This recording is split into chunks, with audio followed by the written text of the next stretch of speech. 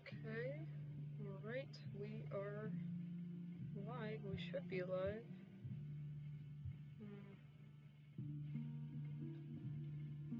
So, for people to join and whatnot.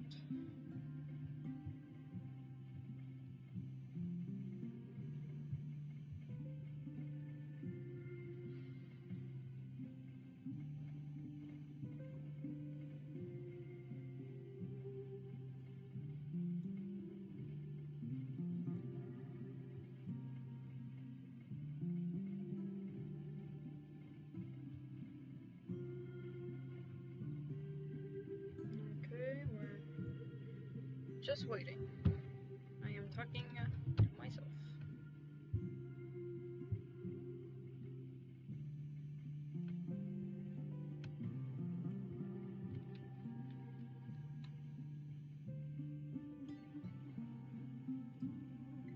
Is my mic working? Is my question.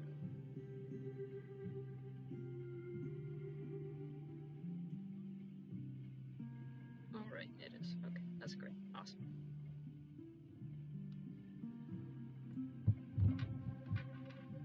Okay, just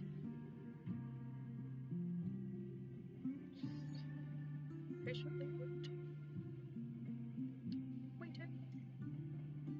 Going through the gallery.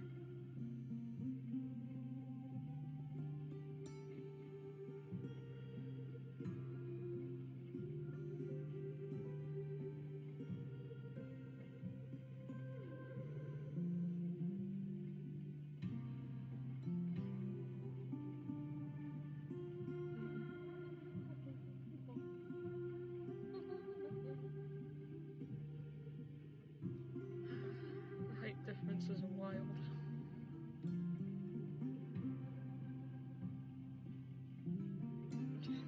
Ruben.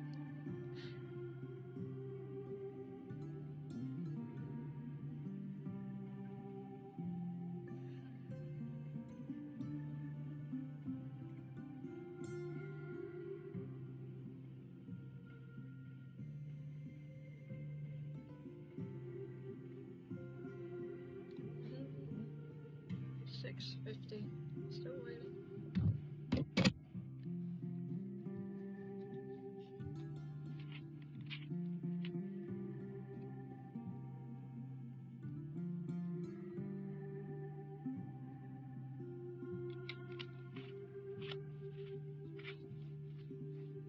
I gotta love my Dr. Pepper.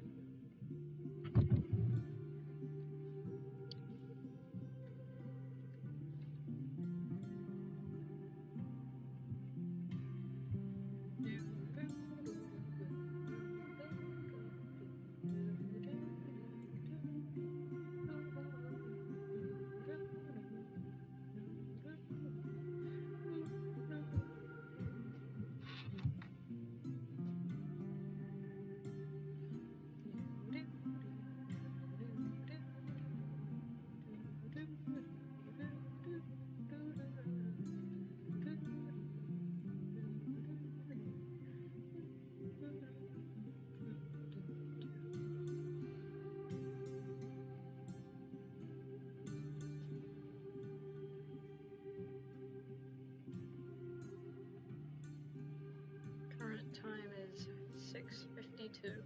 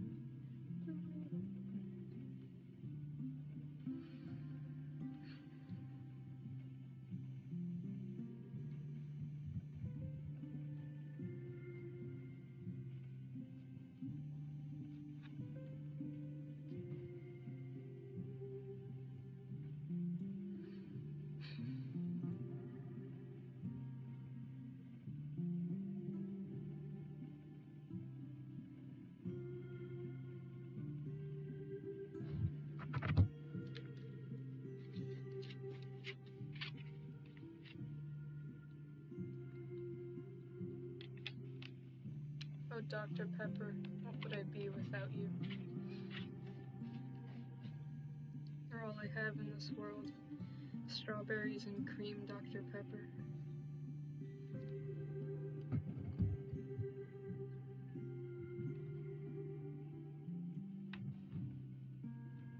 Oh, hello! Hi! Howdy! Hello! Just waiting for more people to join.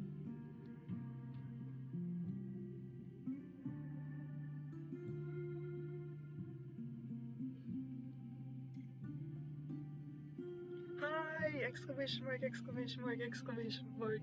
Number 1.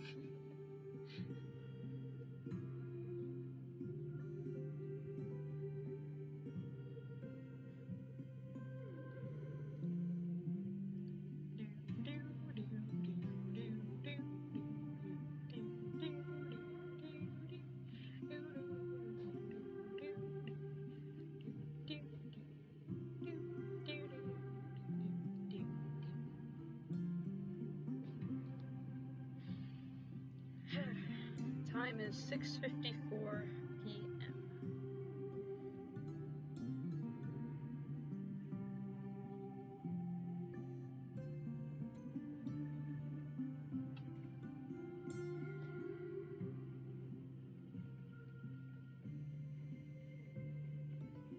I do love the music in this game. It's very Skyrim-esque. I don't know how else to describe it.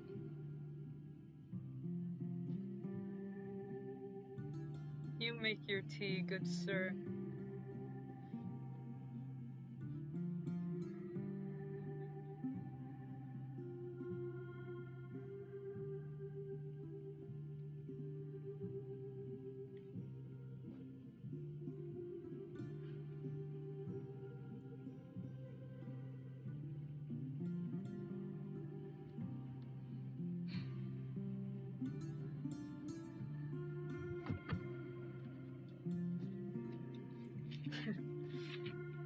Oh, 7 to you as well, gamer.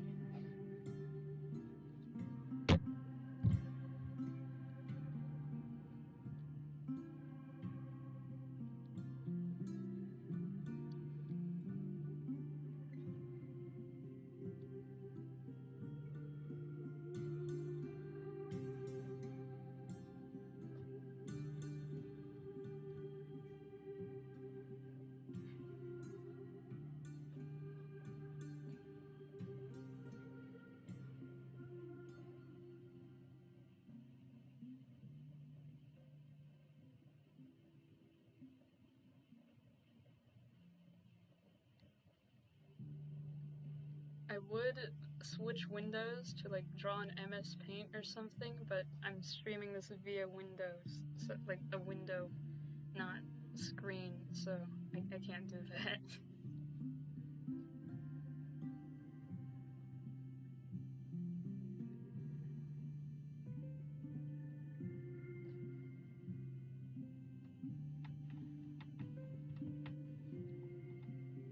Well, maybe I can, but I don't want to test that theory just yet.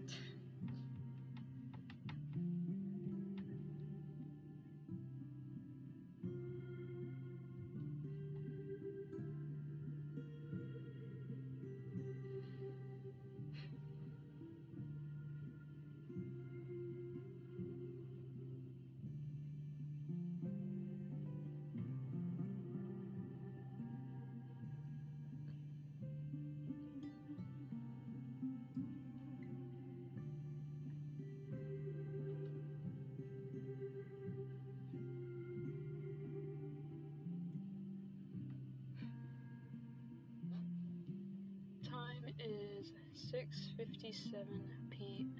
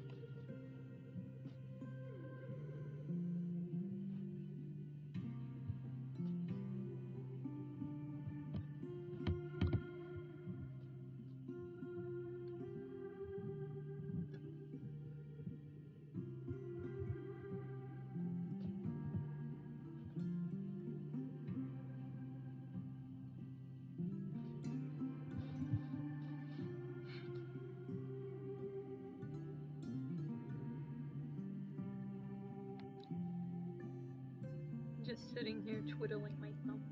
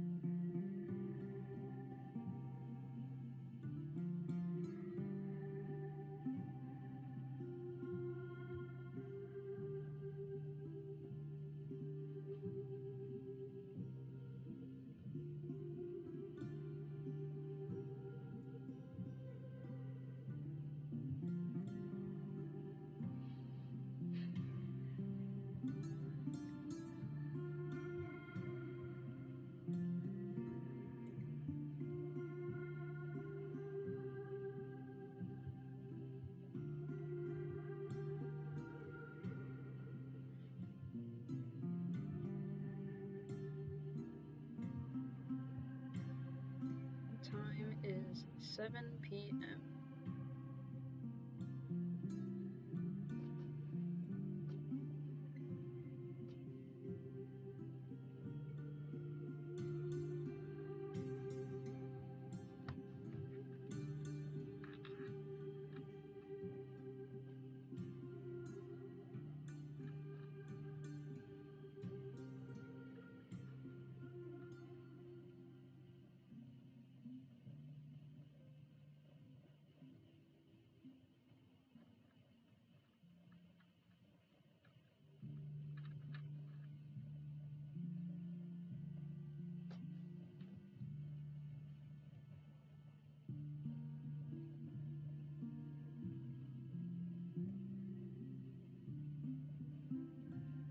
I think we'll start actually playing the game at, let's say, oh, hello Levi, Levy, don't completely remember how to pronounce your name, but hello.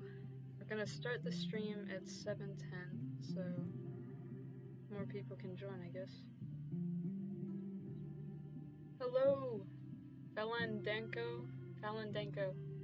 Wait, yes, you. I recall you. Yes, I do know who you are.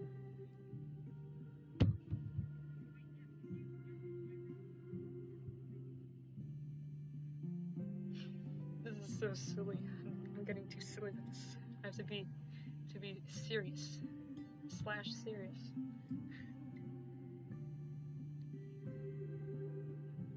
Yay, more people! Flower bug. Who am I? Tell you this? How does the phrase go?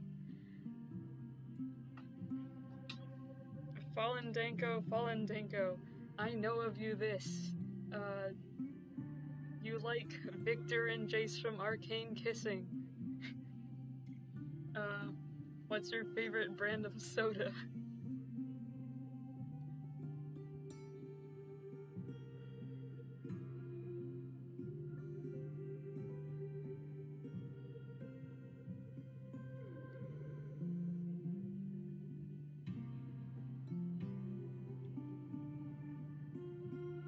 Oh, jeez, god dang it, no.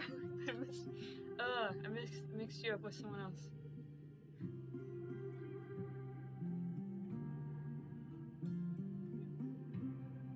I'm a little stupid sometimes. Sorry, everyone.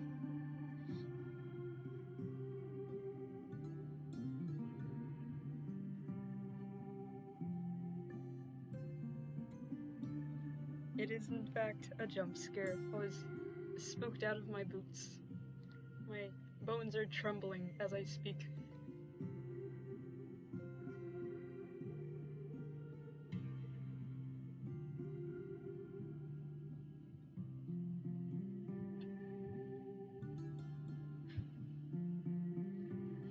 Yes, I suppose we can be a little slow at times.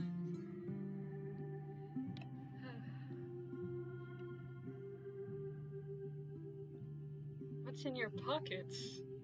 Could it be a piece of lint?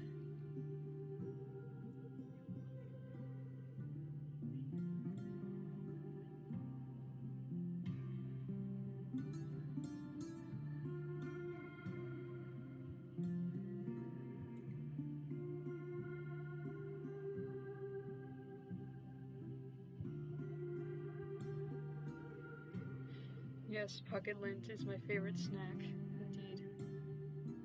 Uh-oh, what happened to the stream?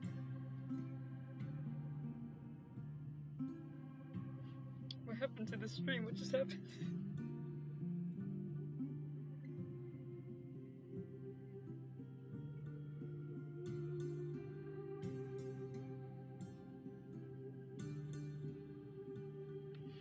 Alright, never mind that.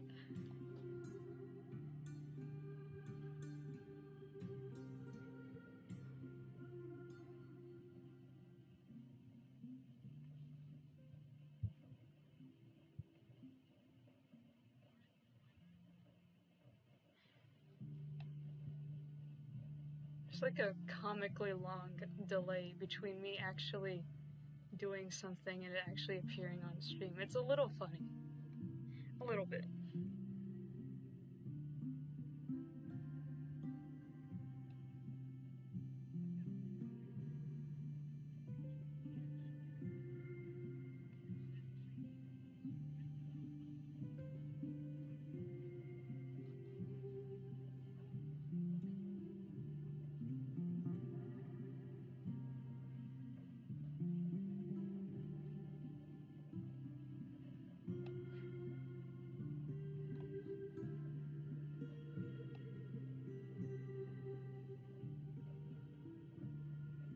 I was rereading Frankenstein while waiting for time to start the stream. So, yeah. Still have that lingering in my brain, like a worm of some kind.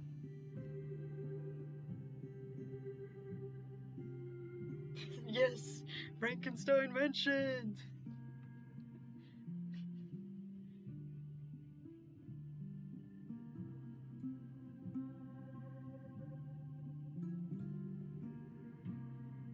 Worm. I really hope. Well, I wish we could kiss a worm in this game. I really, really, truly wish we could kiss a worm.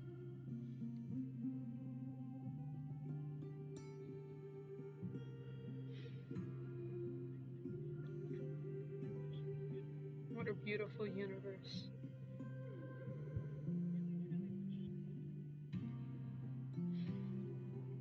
When are they gonna add?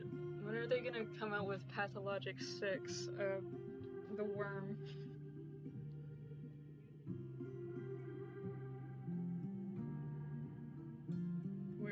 Where is the secret worm romance route? Where is it?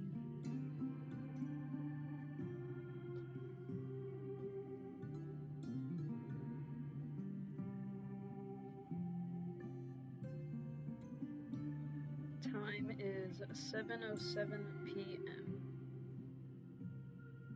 Instead of brain, there is worm. The executors are objectively attractive. I think it's the Plague Doctor vibes they give off with the beak mask. I think that's where it comes from. We should be able to. We need to be able to romance the tragedians. Where is it? Oh my god! Holy crap! Is that the real Daniel Dankovsky kisser?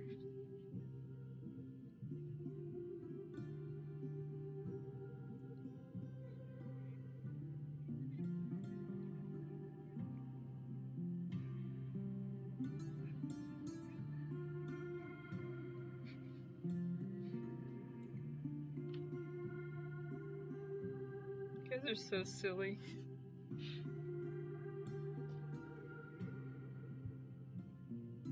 Name one pathologic character, one pathologic side little meta character that isn't attractive. Just any character that isn't objectively attractive. You can't, because they're all beautiful in their own special way.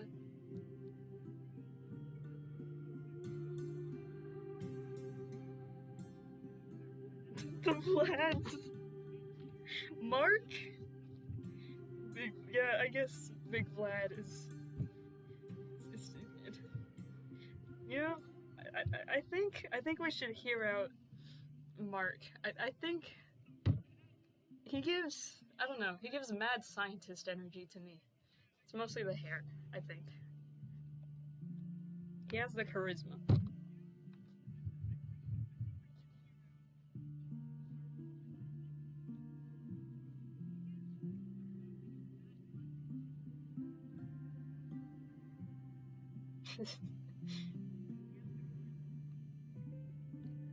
Do you mean his giant orbs? What does that mean?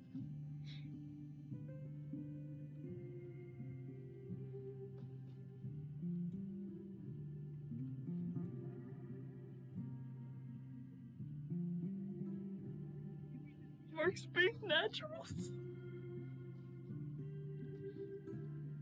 His eyeballs. You guys are scaring me.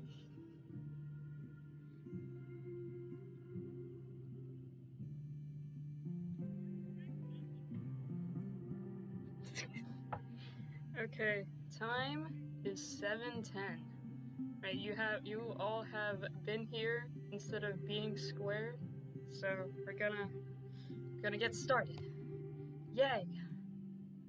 Woohoo! So this game features text descriptions of all that stuff. I didn't read it.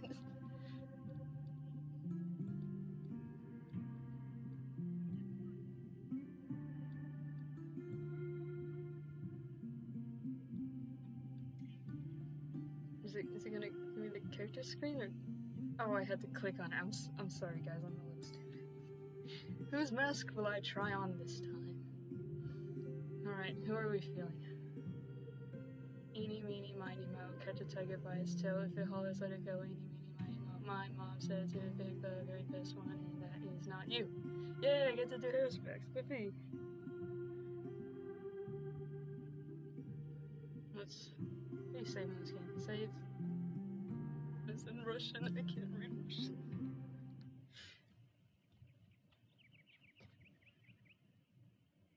The hair specs are Temi Barak, who has crossed a difficult path from a negligent student to a Menku, has arrived in the town at the request of his father.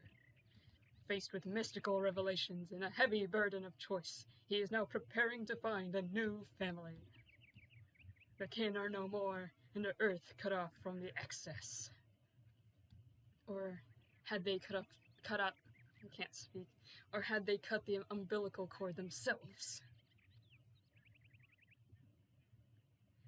The sun is rising over the town again. Dormant factories reflect in the waters of Gorkin, and the empty womb of the termitary is suspended in anticipation. Artemis stands on the threshold of his father's house and looks at the indifferent sky, completely lost.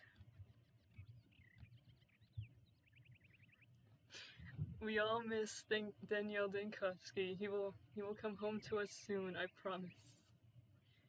He has learned how to stitch other people's lives together, but he himself remains a cut-off piece. In this town of birds, everyone gathers in flocks, and now that ashes have settled, he has yet to find his own. Alexa, play Careless Whisper.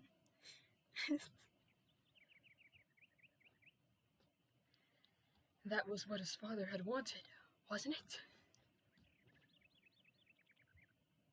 Oh boy, we're starting. Oh boy, guys. Can we romance the barman? It's been a rough September. How did that feel? You want the chat? I'm not interested. He would not say that. Probably would say that. Don't be angry, Harrispex. That's the job. A client shouldn't brood over an empty glass. Chwireen? I have no desire to listen to the town. Maybe next time. It's important to keep people's spirits up. Coffee it is, then.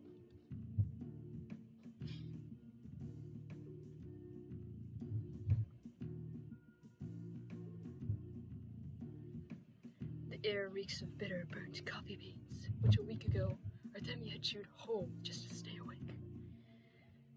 What are you guys saying in the chat? What are you guys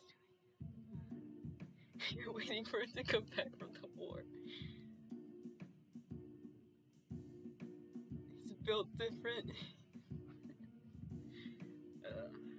You look like you're lost. Maybe you need help? Do we need help? No, you're right. We're built different. A barkeep giving advice? That's new. I'll manage myself. I'm not a fool. Are you sure you don't need instructions? What do you guys think? Do you think we need instructions? Yeah, I think we need a psychologist more than anything. Unless you're Phoenix, right?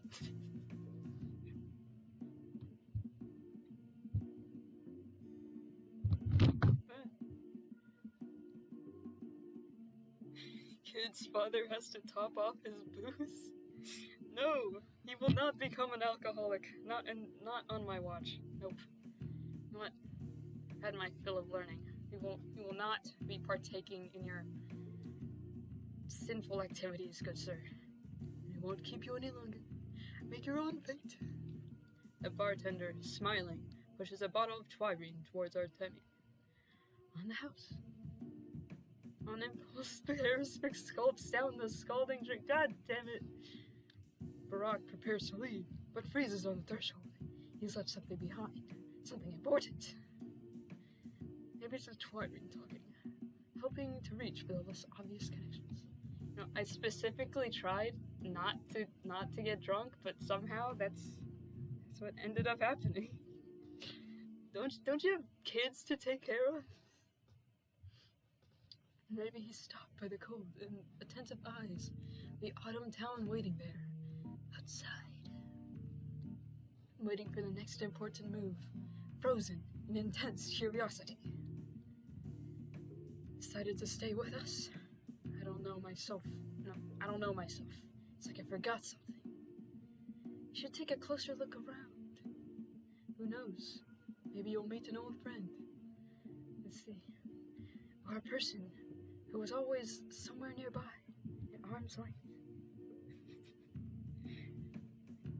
I feel like, I don't know, Danielle gives me more, like depression drunk vibes. Like, he just goes on a rampage every time he's depressed or something. I don't know, he's a complex man. He's a complicated man.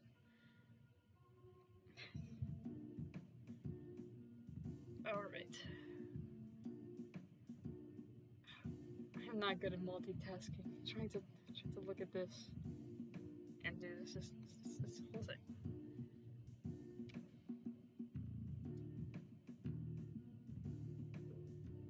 Then you would be that one tweeted.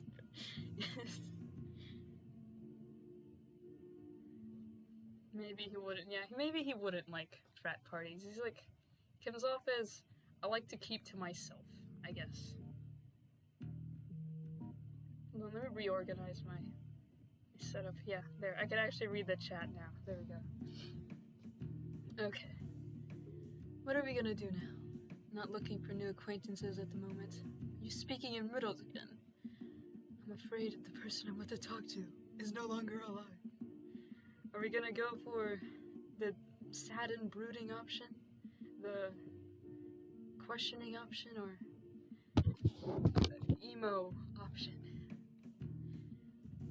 You know what? I miss my dad. You also don't believe in ghosts. Am I right? I won't believe in them unless I see one with my own eyes.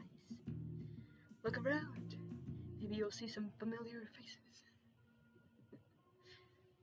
He misses his wife. The broken heart isn't crowded. Only 4 tables are occupied. Julia Lurchiak. Shit, I'm not even gonna... Thoughtfully twirls an unlit cigarette in her hand and glances around, looking for a light. Vlad Olzgimsky leans on a round table. Seems worse for the wear. I miss my wife, Clara. Eva Jan bends down to adjust a small, almost childishly small, shoe. What has this girl forgotten in the twirine den, one wonders. In the corner, the Stamatin twins are leaning over a table, drawing something on a napkin. A new polyhedron. Eva mentioned! Eva! Yes, R.I.P. the Inquisitor. She girl plussed too close to the sun. Barack feels invisible, threads stretching in different directions. Okay, maybe he should sit down at one of the nearby tables. Do we want to have a lesbian awakening, or talk to the town resident incel? Who do we like more, gang? Who do we want? talk to Yulia. Yeah, I like Yulia better anyway. Yulia! Lord Shiva rewards Barak with a grateful nod as he bends down to light her cigarette. Thank you kindly. There are still gentlemen in the steppe, it turns out. Does tobacco smoke bother you? Have a seat, please. Keep a lady company. She moves back a little from the table and puts away her cane, leaving enough room for a second chair. Did you come here to watch, too? Your wife is here. Say hi, everyone. What do you mean? This place is a cross-section of society in miniature. Think about it. There's so much mixed up here. I know of very few such places. The steppe town and this pub are the same thing. A big melting pot. A melting pot? And what's being melted in it? If we were superstitious, I would say souls. She grins, flicking off a column of ash. Just look around. Look at those present here. Who is of most interest to you? Let's speculate. What brought them here? I love this game. Yeah, I love this game too. What a coincidence. Who do we want to think about? Eva? Yeah. Eva! Eva Jan. What is she doing here at midday? Dressed in such a provocative manner at that. I can't believe our own Artemi Barak is slut-shaming. Disappointing. Disappointing. Danielle would never. Sweet Eva. Oh, she fancies herself a great seductress, but she is as pure as a child. She came here, hoping to meet a certain someone. I think you know him very well. I think we do know him very well. Yeah, Yulia's design is... It's just so sad. They killed her. It's like twink death, but for a butch lesbian. Yeah, I think we do know him. She's going to sit here a little longer, and then I'm afraid I'll have to break the bad news myself. Destroy the honeyed promise of expectation. What did you say? A great seductress? Yulia shrugs her shoulders.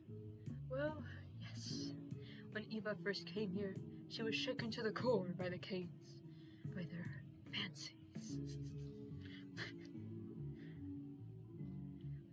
Absolute freedom, the beauty of overcoming boundaries, permissiveness. All these beautiful iniquities, as Maria likes to say. I'm afraid Eva has fallen into their web. Do you have another match? Thank you. She didn't find her own place in the town, so she fancied herself a local Messalina. Maria mentioned! Maria kind of scares me a little bit. Just more than a little bit, maybe. Just a tad bit more than a little bit. Haven't you been paying attention? Eva serves love. Oh, wow. She seems to be woven from this fragile offering. We love our bisexual queen. Maria could stab me a little.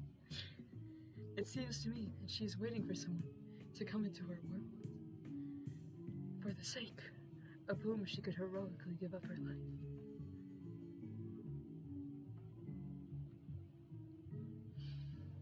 Except that no one here wants her sacrifice, as it turns out. Does she really serve to be here alone? Won't she attract trouble? Oh, don't worry. If you turn slightly to the left, don't twist so obviously, you'll see what kind of looks Andre throws at Eva. Damn, Eva gets mad bitches. Maria Kate turned you bisexual? That's beautiful. Life is so beautiful. They had a short-lived romance? No way! Evil lore. But Andre never completely breaks up with this woman. Believe me. Oh my god. to whip around as fast as possible, just break his neck immediately. He still keeps an eye on Eva, subtly, from afar. He doesn't interfere in her whimsical affairs, but he would never leave her to trouble either. It's not even true. Pathologic Classic made you realize you were bisexual. I think that was Icepick Lodge's intended purpose with that game. It wasn't to teach you the difficulties of staying alive, it was to make you bisexual. And when the Stomatans leave, and they're already going home, I will look after Eva. Yes, you will, Yulia. You will look after Eva. You? Yulia shrugs again. What's wrong with that? It's woman's solidarity. We wouldn't want our naive little girl to be kidnapped by Odogs. You really surprised me. Enough cute nonsense. So, what are you doing here at such an early hour? It's not even 12 yet. What are you doing at a bar? Getting hammered at 10 in the morning, Arthemi. Disappointing. I was hoping that after a glass of twilight, a sensible idea would come to mind.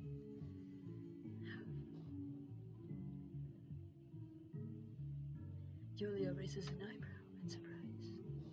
Oh, are you one of those mystics too? Do you believe in the hidden herbological properties of Twirine?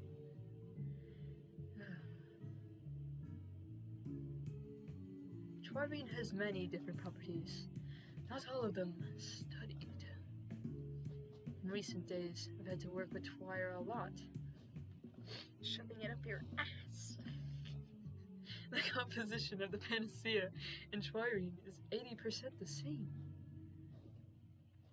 Maybe, instead of Twirine haze, you'd prefer to listen to my advice? It depends on what the advice is about. In the last few days, I've received it in spades. Where are your children, Barack?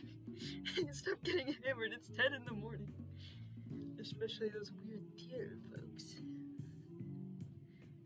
They're big kids. I'm sure a 5 years old is old enough to take care of yourself. Speaking of theaters, have you noticed that with the end of the epidemic, all the masked actors have disappeared from the streets?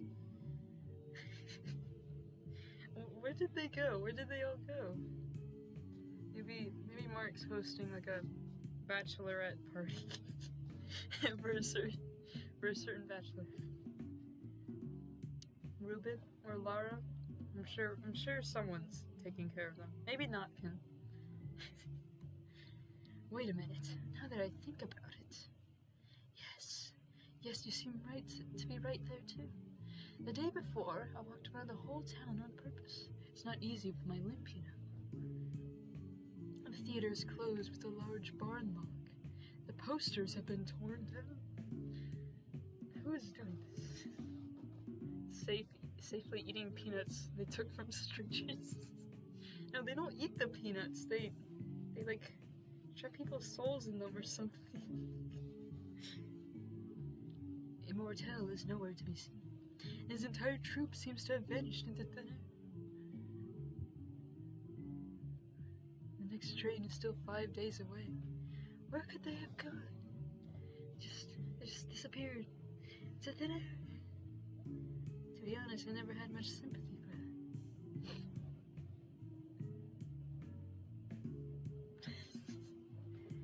I would adopt Grace, Notkin, all of them. They're all my kids now. Single father of 8, at least 8. Giving theatrical performances in the middle of an epidemic over the moans and cries of dying people. Just all of those kids and millions of sewing needles they have. You have to suffer from a special form of cynicism to do something like that. Mark had a morbid obsession with the theme of death, the macabre. He arrived in the town before the first outbreak, just a few days prior. Suspicious. Very suspicious. Do you think Mark, his insane vibes just caused the plague? And you don't think it's just a coincidence. Everything in the world is interconnected. I have a theory about it. Call it the tripwires of fate. Okay, this is a lot of talking. It's a lot of talking. I would be happy to share my thoughts with you. You are an appreciative listener. Yes, I'm the best listener in the whole town of Gorton. But not here, not today. It seems to me that Mark's theater was related to a caravan. I never made that connection before. That's interesting. You heard of the Ace of Diamonds caravan, haven't you? There isn't a person left in the country who hasn't heard of them. People of the arts were harassed and persecuted after the story of child switching. Child switching. It's like, almost as if you replaced them with a changeling, perhaps. Many innocent artists were caught in the crossfire. And yet, I don't consider the appearance, and especially the disappearance, of Immortel's troupe a coincidence. If they arrive on the eve of terrible events, then their departure, I think. Will it mean the advent of peaceful times? Let's hope so. You know what, maybe Mark left because he wanted to go. Maybe he's like the spirit Halloween stuff, like they do their thing while it's Halloween and they leave. Like maybe it's that kind of situation. Maybe he's hanging out at somewhere in the void in a spirit Halloween. Who knows? So, getting back to the question of advice. If it's not another riddle, I don't mind. Oh, don't worry. This is a piece of advice. I can't speak. This is advice of a very practical. What? This is advice of a very practical, and I wouldn't even say mundane kind. Spirit Halloween with a tragedy on it. Go ahead.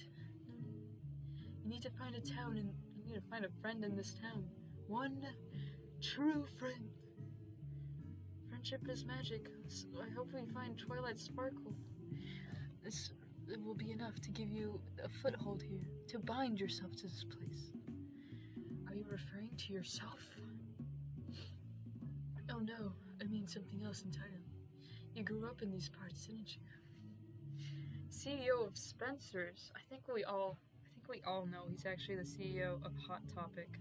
Spencer's is, I think that's the fellow travelers territory. Maybe the panacea was really the friends we made along the way. Do your childhood friends still live here? Where else would they go? God bless you, soldier. One hardly calls us friends anymore. Why do I feel like you mean to say something else entirely? Because you asked me not to tell you riddles. And if I do ask for a riddle, what walks on 4 legs in the morning, 2 in the afternoon, and 3 in the evening? Don't jest. You understood me perfectly. All right, if you insist. You still haven't answered my question. What are you doing here? Do you mean this pub or this town? Both.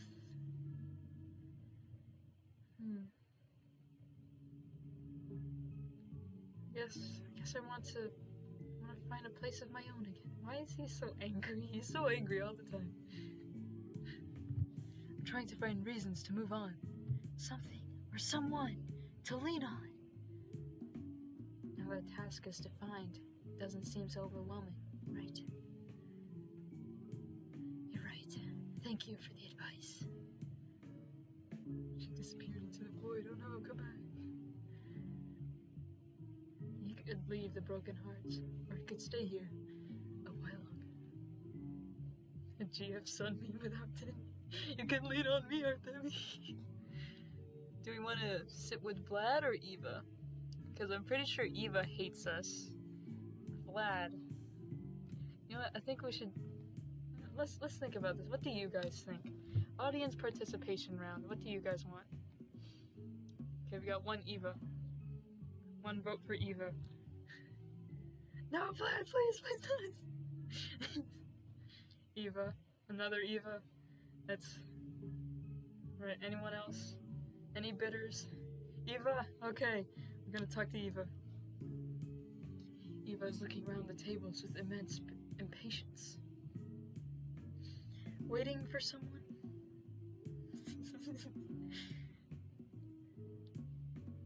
I can't read Russian.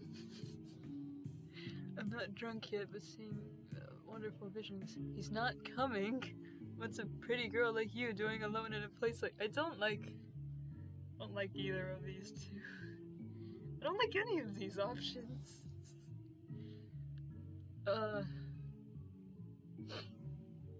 Sure, okay, he's not coming. Sorry. What? Sorry, that was a bad joke. Are you waiting for someone? Eva wrinkles her nose. You know, that kind of pickup line went out of style about 20 years ago. Put Vlad back in that hole. Swear to God. Get in the hole, Barack. Sorry if I'm disturbing. It seemed to me that you could use some company. Eva looks around miserably. I don't think she wants your company, Barack. At first, I thought you were talking to someone else. She looks Artemi up and down. I remember you. Yeah, I did cure you with the schmouder like twice, so I would really appreciate it if you remembered me. You're the only 10 IC level of flirting. It was you who visited Endenio the other day. I mean, Bachelor Dinkovsky. Borak, yes? His lips stretched involuntarily, turning a smile into more of a grin. Barak, Artemi Barak. Get in the abattoir, Shinji! Son of the late Isidore Barak. So you're Isidore's son.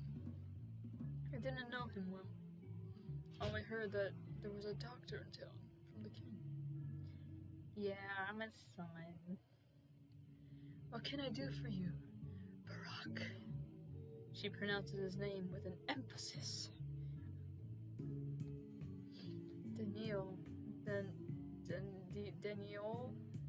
Danioli, of course, like a cannoli, but whatever.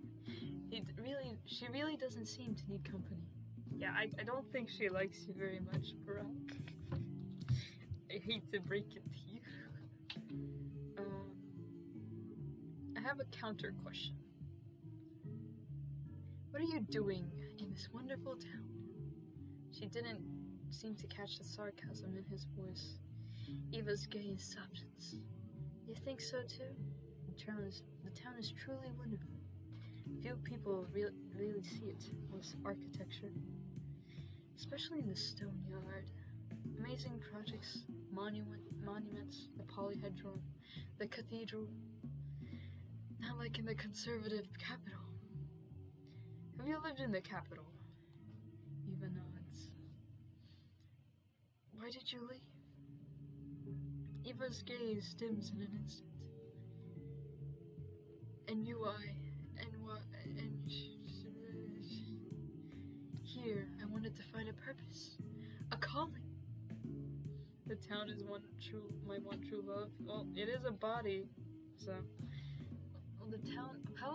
What was the one phrase that is used to describe the town as? I forgot. I'm kind of. It's been like a month since I played Pathologic. And were you successful? Well, Eva twists a lock of hair thoughtfully. For a while, I was the muse of a local architect. I wonder who. Perhaps I inspired him to build a polyhedron. Who knows? And now, Petya and Andrei are no longer building. The polyhedron was demolished. And then Bachelor Dinkovsky. Apparently he's leaving soon. Artemi, your husband! Go get him! Get your husband, Artemi! Maybe I'll leave too. Wonder if the capital has changed over the years. How long has it been? could treat you better than that, bisexual bastard. And is it worth trying to change anything? It's been so many years. No, Danielle, don't leave your husband. He doesn't deserve it, I promise. I think it's worth at least trying. Things may have changed in the meantime. I'm opposed to change.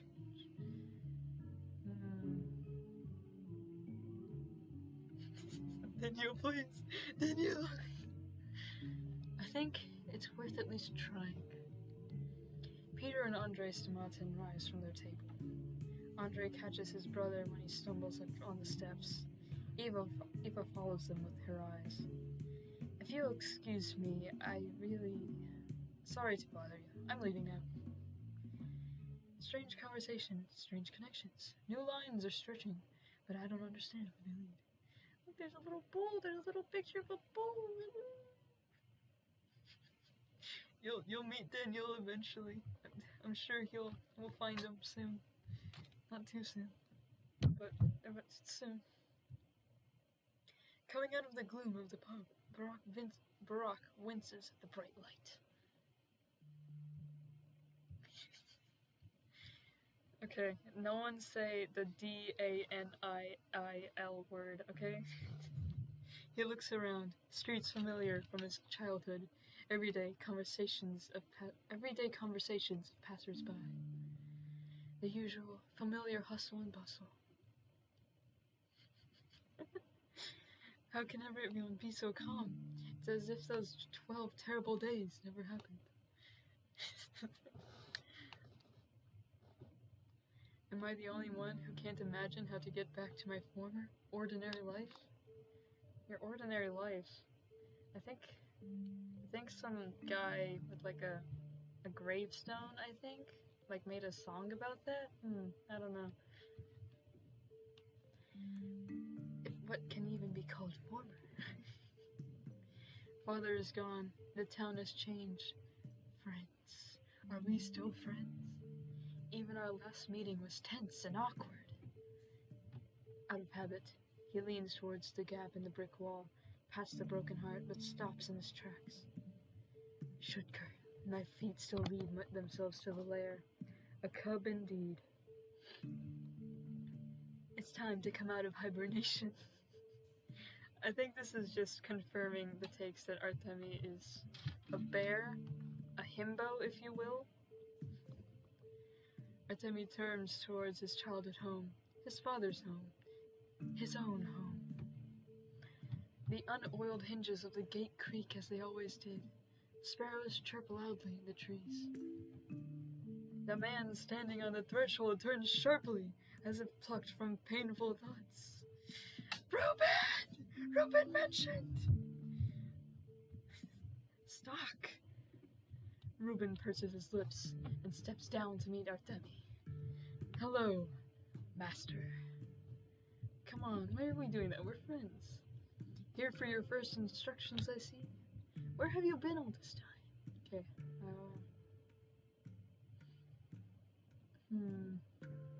let's toy with him a little. Here for your first instructions, I see.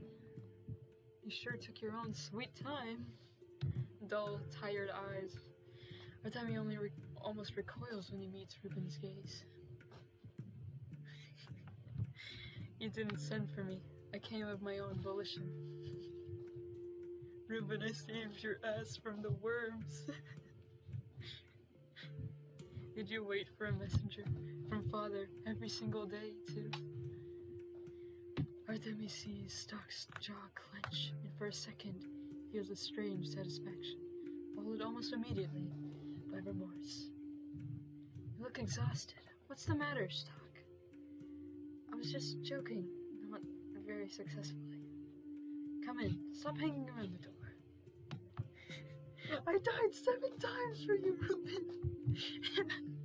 I literally had like 0 deaths before that one quest, and then out of nowhere I have 14. Just bonkers. Things we do for love, I guess. But then he opens the door for his visitor, taking off his shoes as he goes. Hey, Sticky! Put the kettle on! Disgruntled muttering greets him from the top floor, and half a minute later, the carefully nonchalant face of Sticky appears from the stairs. Sticky! What do you want? Killing our head off indoors. It's our son! Everyone say hi to our precious, darling son! Noticing the visitor accompanying Artemi and measuring him head to toe with an indifferent look, Sticky pulls up his slipping belt. Oh, hello? Stop fooling around. Behave yourself. What do you mean? I said hello. I'll kick you out. I mean it. I'll kick you out. Be nice to your son. Sure, he's gonna kick me out. Who will clean the floors for you? Carry firewood? Yeah, you're a real lady of the house. Blabbermouth. Go on. Put the kettle on. Where's the kerosene? Fights Reuben, son of. Sticky versus Reuben, who would win?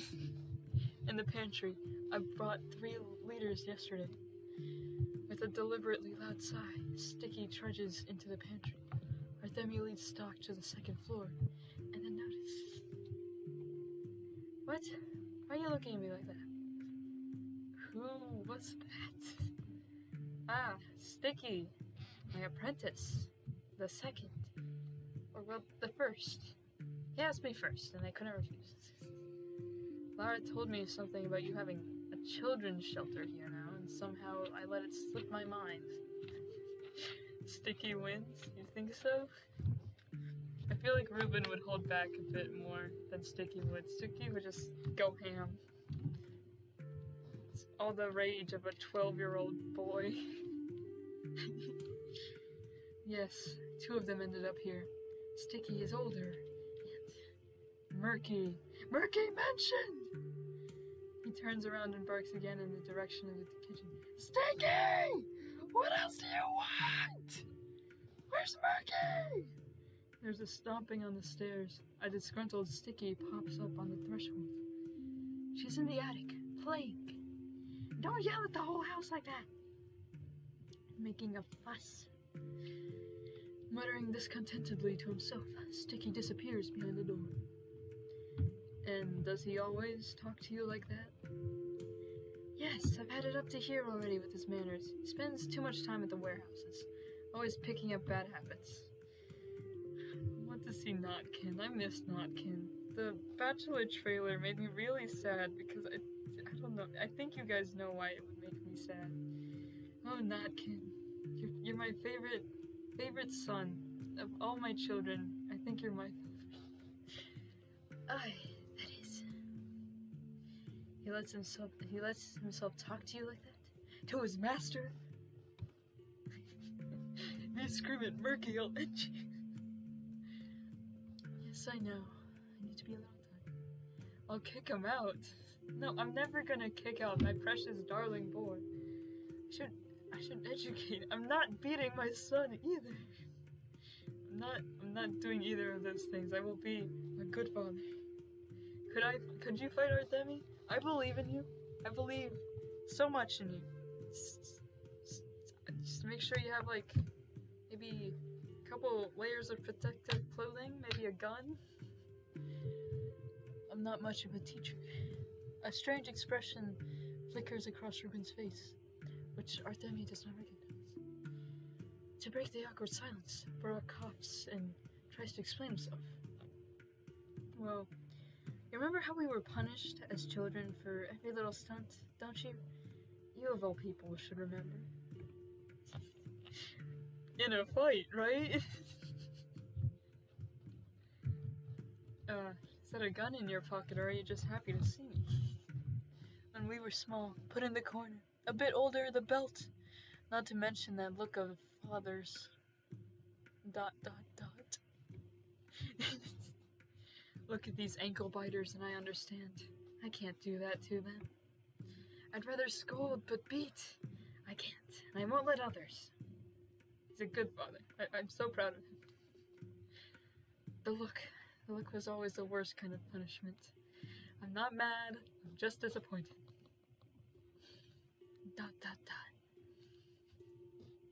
Can you guys stop being horny in my freaking comments?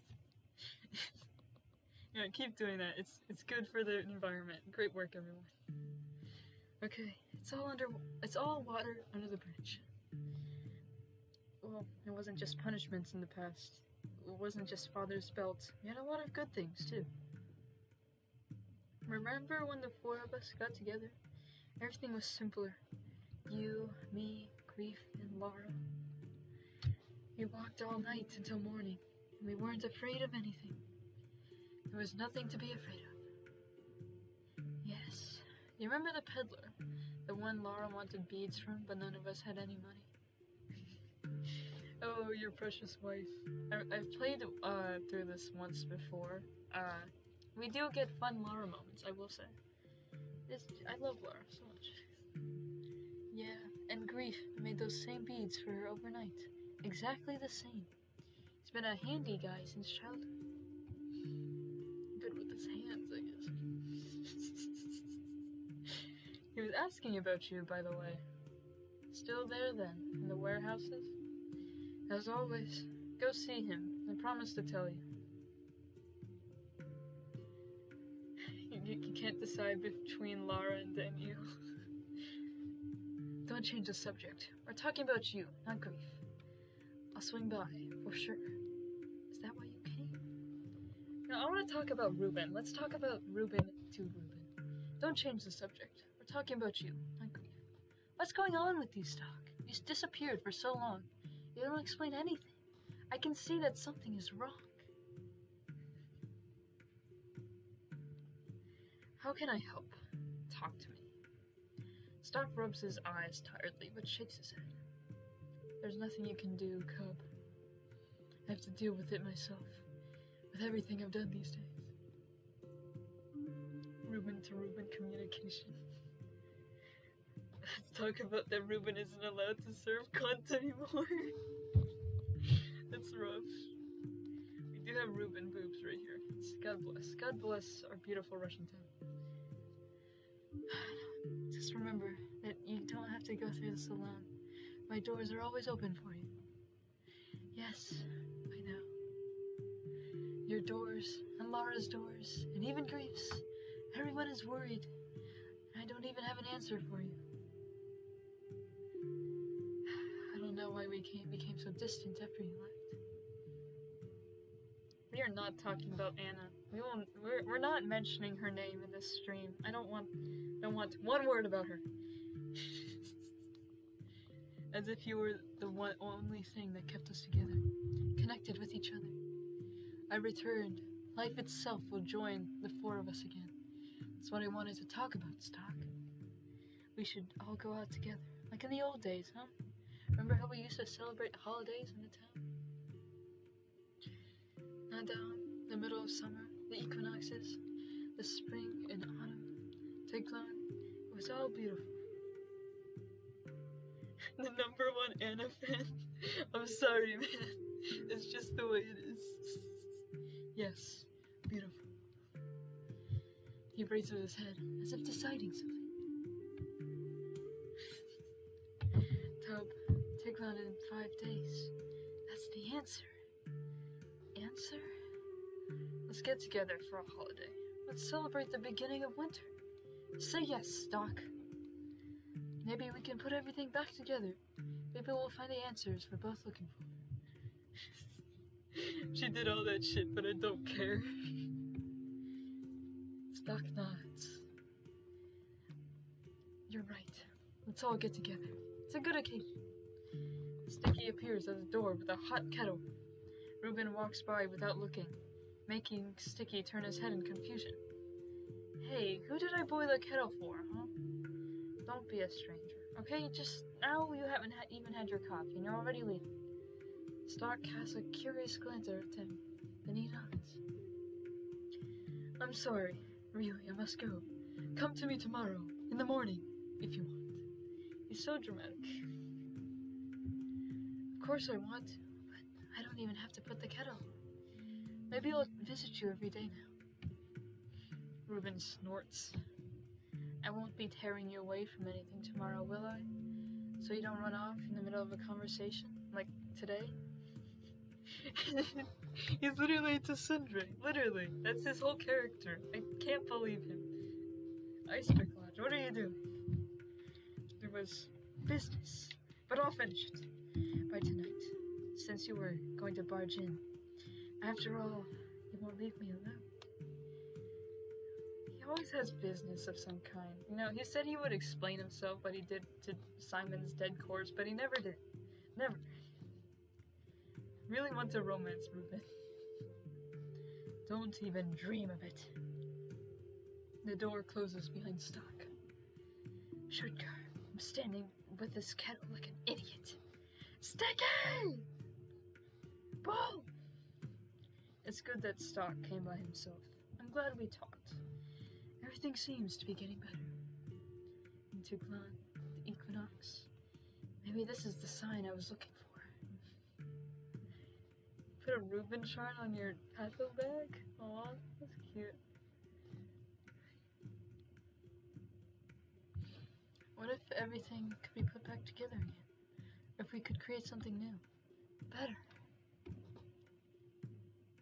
Artemi finds a nest, exactly as he had left it, after showdown with Barley, in an inconspicuous, slowly rustling warehouse building.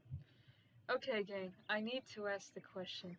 Smash or pass Barley the Barber? What's our verdict?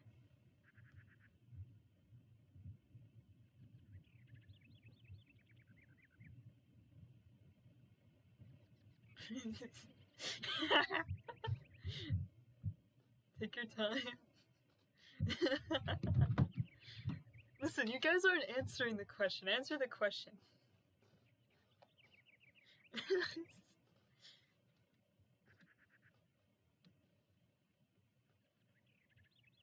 Hard pass. Is that Bad Grief's guy? Smash? No, very conflicting answers. You know what? Maybe some of you guys aren't into knife play. I guess we'll have to just work on it. Why not both? Smash and pass? What does that mean? Detail to me what that means in a 30-page essay. Alright. Where were we? As always, the nest is surrounded by crates, trash cans, and other junk. But where did all this stuff even come from? In a fight, right? One art of the bandit as Butch. You know, those, what do you call them? The looters from Pathologic Classic. They all look like butch lesbians. So hear me out. Meow. Meows at you as well. Meow. Why had Grief come back here? Hadn't he wanted to change his life? To choose a different fate for himself?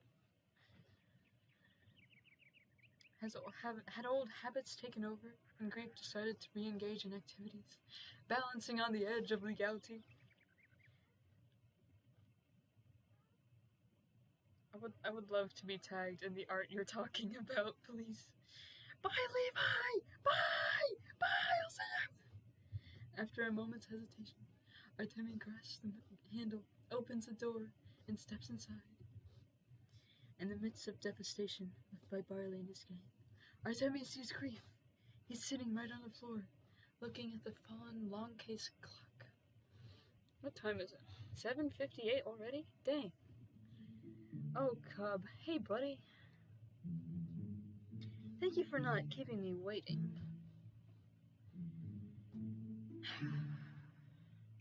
You asked me to come by? Hello there. Why did you call me?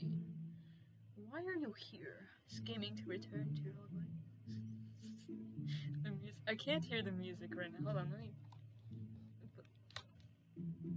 Oh, the music, I just... Oh, the music is this fucking song. Oh, what did I press? Oh dear. Return. You asked me to come by. I've developed a habit during these damn 2 weeks. Don't put things off, or time will run out. You got that right. Time won't wait for you. I love our precious drama king. He's so dramatic. I love his outfit so much. Look at this shit. An absolute disaster. Unlike me, of course, but my patience is not limitless. Neither is mine. So get to the point. What do you want? I like this option. I need your help. I guessed as much. What happened? Having good time management scared into you by the plague. Barley happened. He wrecked the place, so I'm sitting here fixing it, doing a forced deep clean. What do we think of the idea of our precious bad grief in a maid outfit? I'm gonna sip from my Dr. Pepper like a wine glass.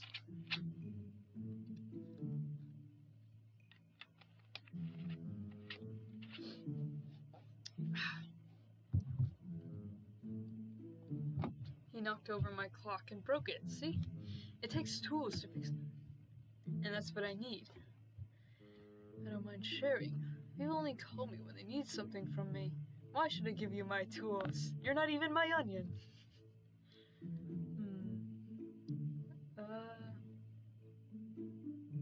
Let's be a little silly with it. Let's be a little grouchy. Arthemi always is just a little grouchy. But okay, I'll get you the toolkit. Yeah, thanks. I'll go find my tools now, Onion. I hope the kit doesn't break in this mess. Onion mentioned bad grief divorce arc. Grief returns to work on the clock, carefully removing the sturdy case from the mechanism. Artemi begins to look for the bag of tools. What drawer had he left them in? Knowing Grief's skills, he could have found these tools himself without any problem. As an onion, the only thing he found faster than other people's things was trouble on his own head. It was encouraging, though, that he decided to ask for permission in such a veiled way. It meant the man was changing. That was good news. He lost his house in the divorce. He lost the warehouse in the divorce. He finds the bag in one of the fallen lockers. A crate had toppled onto it, so it wasn't surprising that Barley's men hadn't found anything here. So that's for the best. There you go. You can hold on to it. I don't need it anymore. There's another kit in my father's house. If things are really bad, you can keep it. Consider it a thank you gift for the persuader. Did he pawn off their wedding ring? Of course he would. Look at him. What a generosity. Thanks, Tiam. Thanks. I will remember this. But I will return the tools to you after I'm finished anyway. My gut tells me it is the right thing to do. Well, I won't argue with your gut. I've known since childhood that you've had an excellent intuition, though not where from. So Vlad Jr. has divorce vibes. He'd lose custody of the kids. Of course he would. He's divorced, but in a never been married way, I guess. It's not really intuition. It's more like, to hell with it. Burdening you with these subtle matters. You're a busy man. I won't keep you. I'll always have a minute for you. That's good to hear. Anyway, thank you, both for the tools and for the company. He's not allowed to reproduce. Ever since I've heard Vlad Jr. be described as an incel, I can't stop thinking about that. An incel, not because he hates women, but because he's just so pathetic. He is the wet, sad, paper bag cat man of the town. I'm going to be staying here again for a while, so come visit when convenient. I'm ready to visit even if it's inconvenient, but now it's really time to go. I'll see you later. It was good that I was able to help him. A small thing, of course, but nice nonetheless. I owe Grisha a lot. He's a childhood friend after all. He's divorced from the well. The town broke up with him. I can't believe it. His smile even warms my heart somehow. Should we romance grief? I'm still thinking about it. The first option of who to romance is obviously Danielle, but we haven't seen our beloved Danielle yet. It's already been an hour. It's so tragic. Where's our beloved Danielle? Before Barak could reach the shelter, he notices Lara, standing in the middle of the road, gazing thoughtfully down the street. The best characters have a parent? I think, well, let's think. What are we looking for in a parent? Lara, maybe? I think she'd make a good parent, decent parent.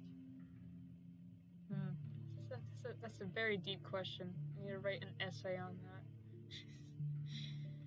Before Barak could reach the shelter, he notices Lara standing in the middle of the road, gazing thoughtfully down the street.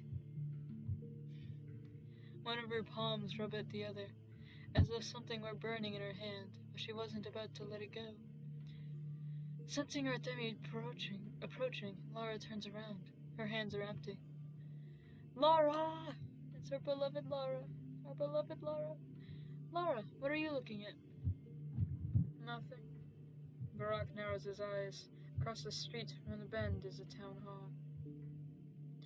An image of the captain's daughter, who had come to administer justice to the general who had sentenced her father, immediately came to mind.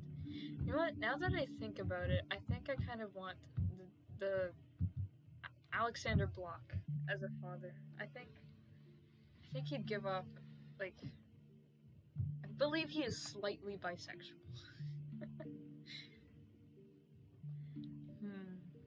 Let's go home, Gravel. Walking down memory lane again? Haven't you had enough? Feels like I'm disregarding her feelings. Let's go home, Gravel. Lara doesn't seem to care about his words. She just glares at him with a hard look. ... Okay, about Block. I have thoughts on his sexuality. Everything is so simple for you, Cub. You came and saved us all. The thing about Block is that he's, like, very easy to ship with other characters. I've seen him shipped with Danielle, the Inquisitor, of course, the real enemies to lovers kind of situation. I've seen him ship with Lara, like, a lot of times, actually. Don't really know where that came from. And, like, I guess he and Artemi have, like, have personalities that, like, I feel like could work together. What am I talking about? The Inquisitor, she would be an absolute helicopter mom. You're so right, your brain is so big. Yeah, where were we? Everything is so simple for you, Cup. You came and saved us all. A real hero. You pleased with yourself? Proud? What if you hadn't saved everyone? Why is she being mean to me? I'm gonna read this. Also for us for Block, he doesn't realize he's scared until he meets someone who gives him that awakening. Like me, for example. You couldn't save me. What then? Why is Lara being so mean to us? What do you think? If not me, someone else would have saved you. I'm sure of it. I believe in you. Nothing would have happened to you. I don't think she'd believe us if she said either of those things. I don't think that's the kind of answer she's looking for. What do you think? I think, Cub, that you were saving me out of habit.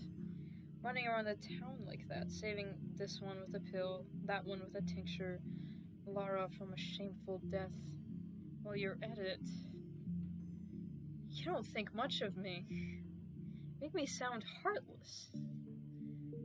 Sorry. Everything piled up. I don't think about anything well.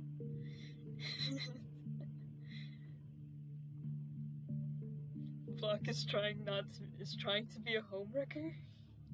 What are you talking about? Not about you. Not about myself. What's with the sad mood? It's all over now. Things are slow now, but it'll only get better. Oh, the music is really setting a mood right now. Exactly. The epidemic is over. Literally just now. Think about the fact that you weren't the only one who was busy during it. I worked hard too. I was scared too. That's not a nice thing to say. Can you tell me about what you've been through? No. Although, no, it's in the past. I don't even want to think that it could all happen again. However, I've been through worse this year. Lara suddenly turns away and walks down the street, away from Artemi. We can't abandon our best friend like that. I'm literally built different, Lara. It's about to say Clara. Call out to her. Gravel, wait! We haven't had a chance to just talk for so long, and you're leaving already? All my friends hate me. Lara stops and turns around, looking questioningly. I was thinking, it's so peaceful right now. Quiet. You're standing here and I can't even believe that just a couple days ago you were holding a gun in your hands. You were ready to kill. That's not like you. Okay, I need to get the lore on this Pathologic OC. He's trying to be a homewrecker because Block is very aware that the man he likes is married, but also he likes him because of religious symbolism. The best way to describe it is how the mistress is. I see. It's more of a symbol than a man, I guess. Yes, that's what Block is. Is that what you think? What do you know about me anyway? Neither much nor little, only what you show of yourself. It seems like a lot, but I want to know you better. You? I know you like the back of my hand. I feel like this is... I don't know if this is the right answer.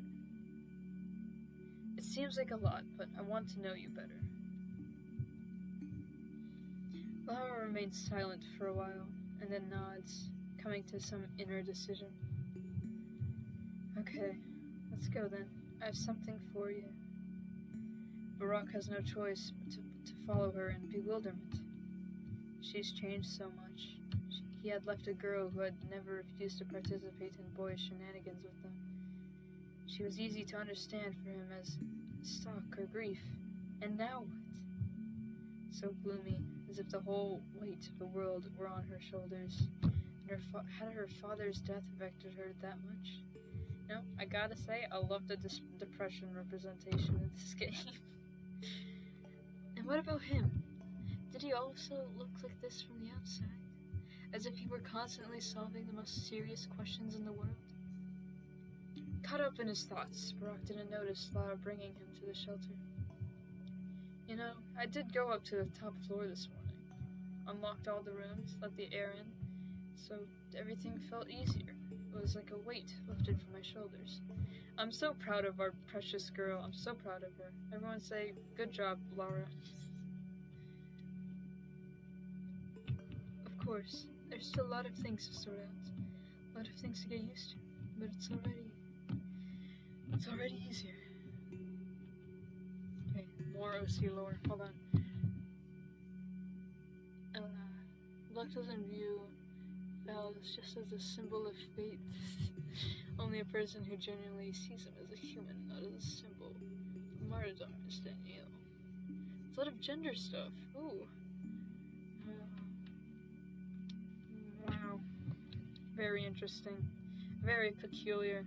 Very fascinating indeed.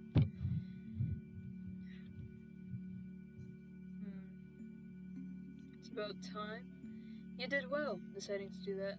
Did you find any ancestral spirits by any chance? Good work, Lara. I'm so proud. It wasn't easy. It always seemed to me that if I did this, something would definitely happen. I don't know what, but I was so afraid. Yet nothing happened, neither scary nor joyful. Something happened. You're breathing easier. You're stronger. Do you think so? Yes. Maybe. Oh, scene change. In short, I decided there was something I was willing to part with. Here, this is my father's watch. To be honest, I don't know why he didn't take it with him when he left. I want you to have it now. It's a little version of me. I want you to have it. Oh my god. Transmass King whose miracle is rooted in a cycle of blood that creates life? That's so Victor Frankenstein core. What the hell am I talking about? It's a real treasure. I will wear it with pride. Your father's watch, right? I'm a father myself now in a way. Wouldn't it be better to arrange a ritual burial? A father to a father. I feel like this has more weight attached to it. That's right. It would make a good tradition, wouldn't it? A real father's watch. I remember when I was little, I loved to lie on his lap. His hand in my hair, very close to my ear, was this quiet tick-tock, tick-tock. Lara smiles, but Barak can clearly see the tears glistening in her eyes. She's a strong girl. However, even the strongest need help. I would never forgive myself if I left her alone at a time like this. I think that says day 2. Yay, day 2.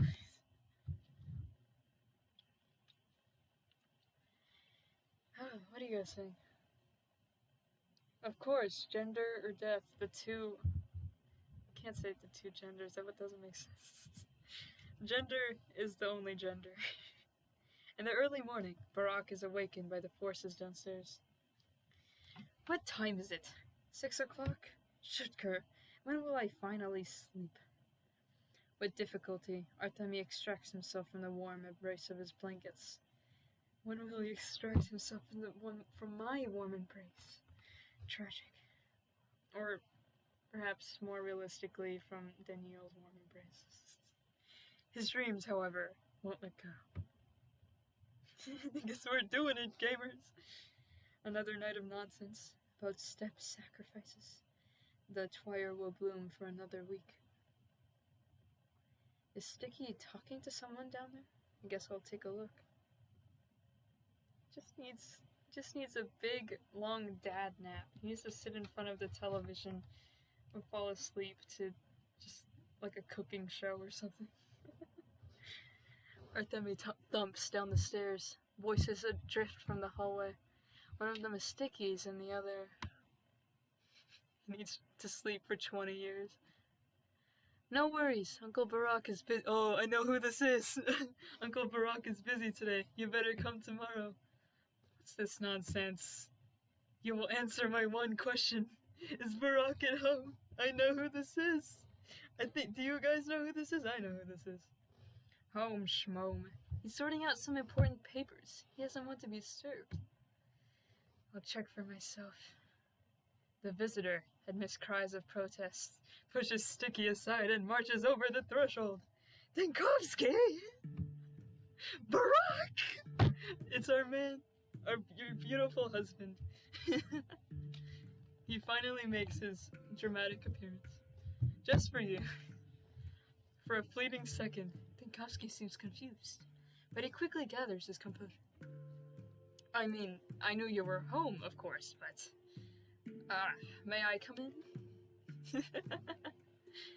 You're already in, if you think about it. But let's talk about you. And call me by my first name. I think after these 2 absurd weeks, we can drop the formalities. Come on, you can keep your shoes on. Hey, I just washed the floors. Oh, sure you did. How much dirt did you sweep under the carpet? I can see how uneven it is. You can see it like a little bit in the background. That's so silly. You just like a sad kid. First name basis. Go put the kettle on and make sure you and your sister. Oh, make you and your sister something for breakfast. There's bread, milk and fresh butter in the cupboards. Go fry some toast for the both of you, and for me too. Murky quickly slips past Barak and Dankovsky. Sticky closes the kitchen door, and the sounds of clinking dishes and breakfast commence. Murky mentioned! Yay!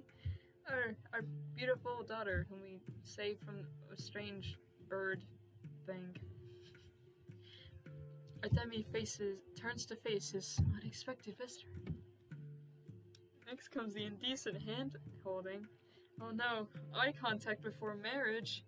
That's totally indecent, you guys. I can't believe this. Let's go upstairs. We'll talk there. Oh my, they're going upstairs. The old steps creak under the weight of their footsteps. We need to replace the boards. It's already crumbling in some spots. Hey, what's with that face? I wasn't expecting to see you with children. Pretty sure the whole town already knows. Yes, I have children. Yes, there's 2 of them. Anything else? Can we skip this part?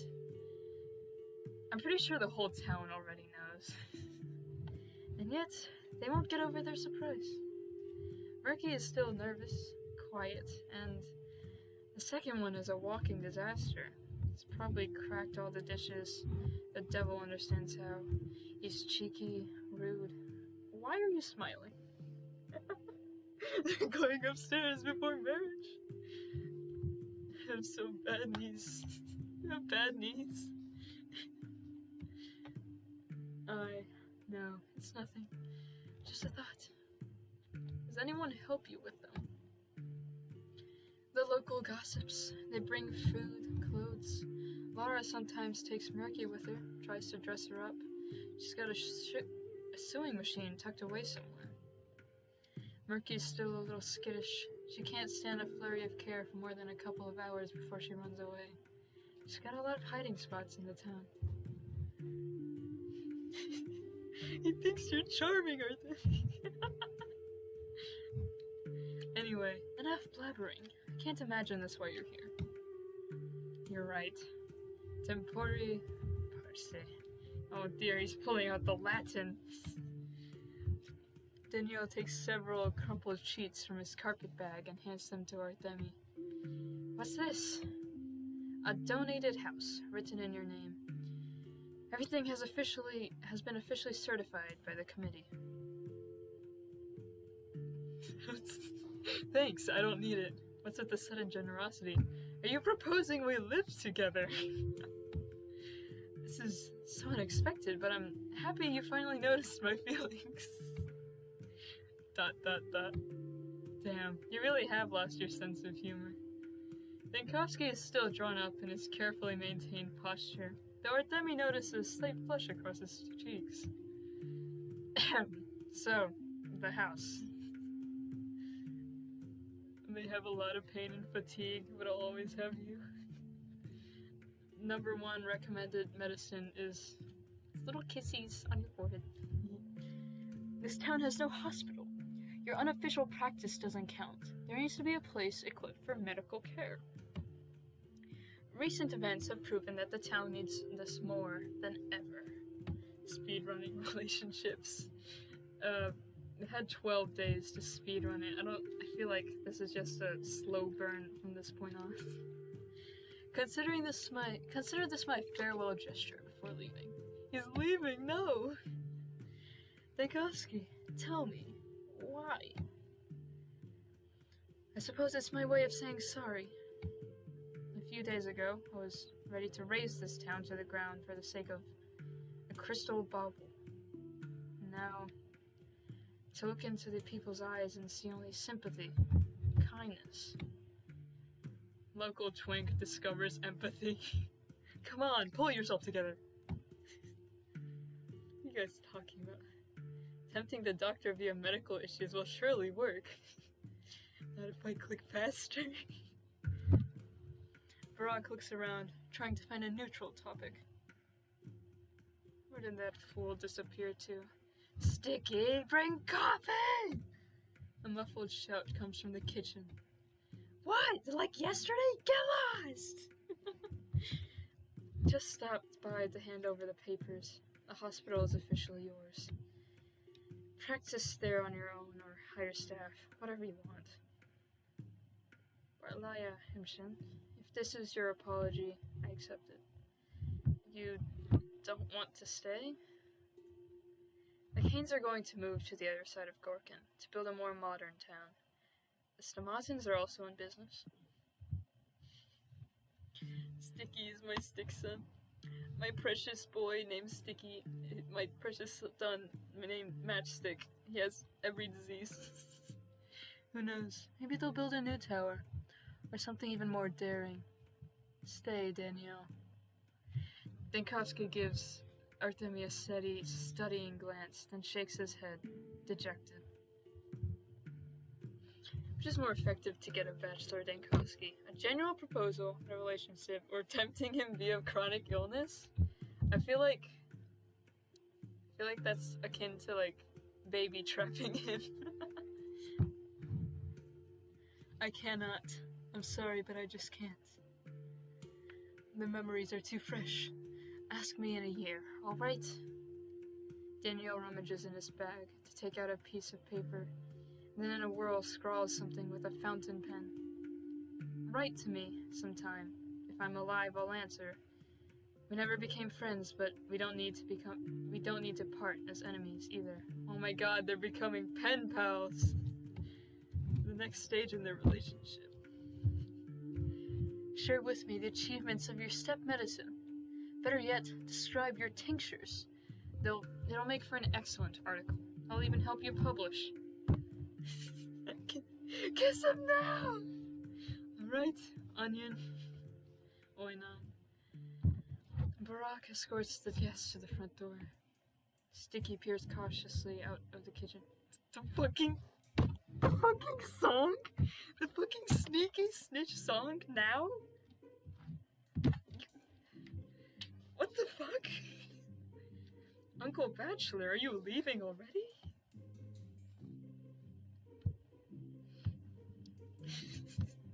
You don't even ship them, but damn, you need them to fuck. Yes, kiddo, we've already resolved any issues. Take care of yourself and your sister. Digging through his pockets, Dinkowski takes out 2 walnuts and solemnly hands them to Sticky. Let's get this sexual tension out of here. Let's get them out of here. Still section, get ready. We need to sneak through the house and steal... Where am I going with this joke? I don't know. I'm not a stand-up comedian. I'm just a goofy guy. Digging through his pockets, he takes out 2 walnuts and gives them to Sticky. Go and play. Wow, thank you. Uncle Barack, can I? Hold on a moment. Dinkowski, satisfied with his results, turns to Barack. The music's picking up. I'm losing my mind. At the very least, I figured out how to approach the local children. I'll be here before the regulars arrive, which will depart in 4 days. If necessary, send a messenger. For now, I've moved to Sundown Street. Closer to work, huh? Precisely. With this, I take my leave. Not gonna lie though, long distance Burakovsky pen pal slope. I read a fic about that. It was so dramatic. It was so angsty. I forgot what it's called, but I might post it on my Instagram story or something. I forgot what its name is. When the door closes behind Dinkowski, Barack turns in astonishment to Sticky. Uncle Barack now, huh? Uncle Barack? Ah, well, he was giving me the lip at our own front door. I think he's only seen kids in pictures. Actually, I can't help but agree with Sticky on this issue. It seems that Dinkowski assumes people are born as adults with a medical degree in hand. Okay, I'll let that one slide, but are you going to greet all my guests like this now?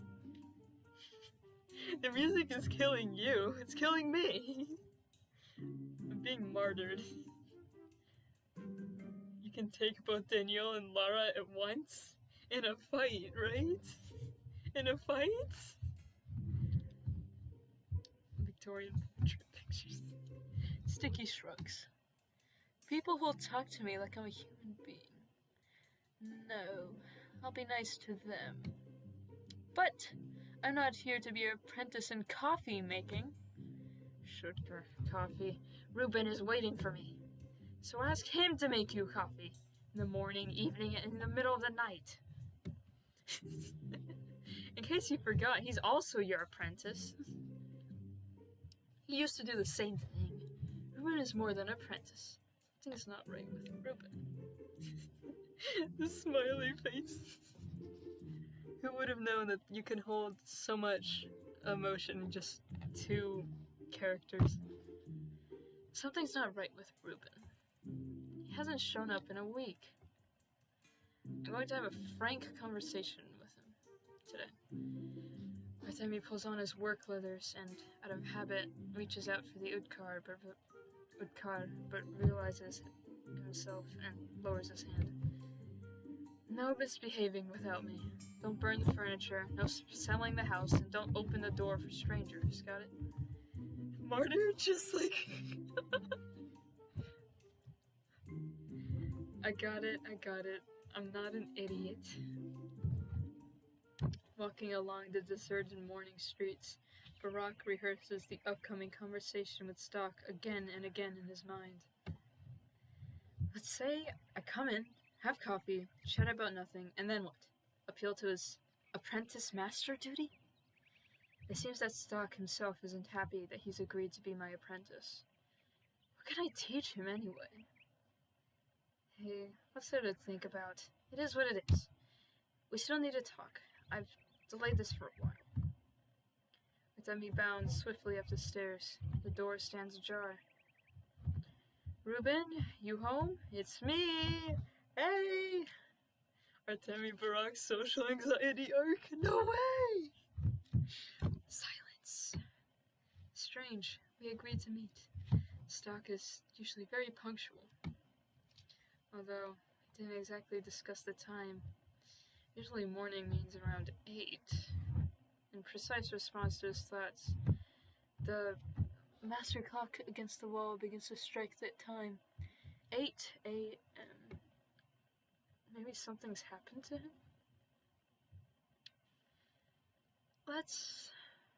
We're not gonna leave. Wait for Stock or go looking for him. Let's wait for him. We're patient. We spent so much time running around trying to get to places during the plague. I think we finally have some time to just sit and wait. Polycule from hell. World's worst blunt rotations. Fine, I'll wait a little. He didn't close the door, so maybe he's not planning to be gone long. Brock sinks into the chair next to the bed and looks around the room. Everything is still. Everything is in its place. The same Spartan order as is usual for Stock. It seems that there are fewer books on the shelves, though he can't say for sure. The dust has been swept away. The clothes on the bed are folded in an even pile. A pair of pants, a warm sweater, and a scarf. Strange. Where's the rest of the outfit? Rising and wandering around the rooms once more, Barack looks into the kitchen cupboard and with a sigh. Where's this jackass's kettle? Could at least make coffee for us. Suddenly the door swings open. Artemi turns around, but instead of Stock, there's a crowd of step women and a couple of dongs on the threshold. Upon seeing Barack, one of the women shudders and almost drops the round bundle she's holding on the floor. At the last second, Artemi swerves to catch the burden. Mom, I'm not white. I can embrace my inner bilingualism. Give me a second. Bish, I don't. Why are you here? You scared me, stupid.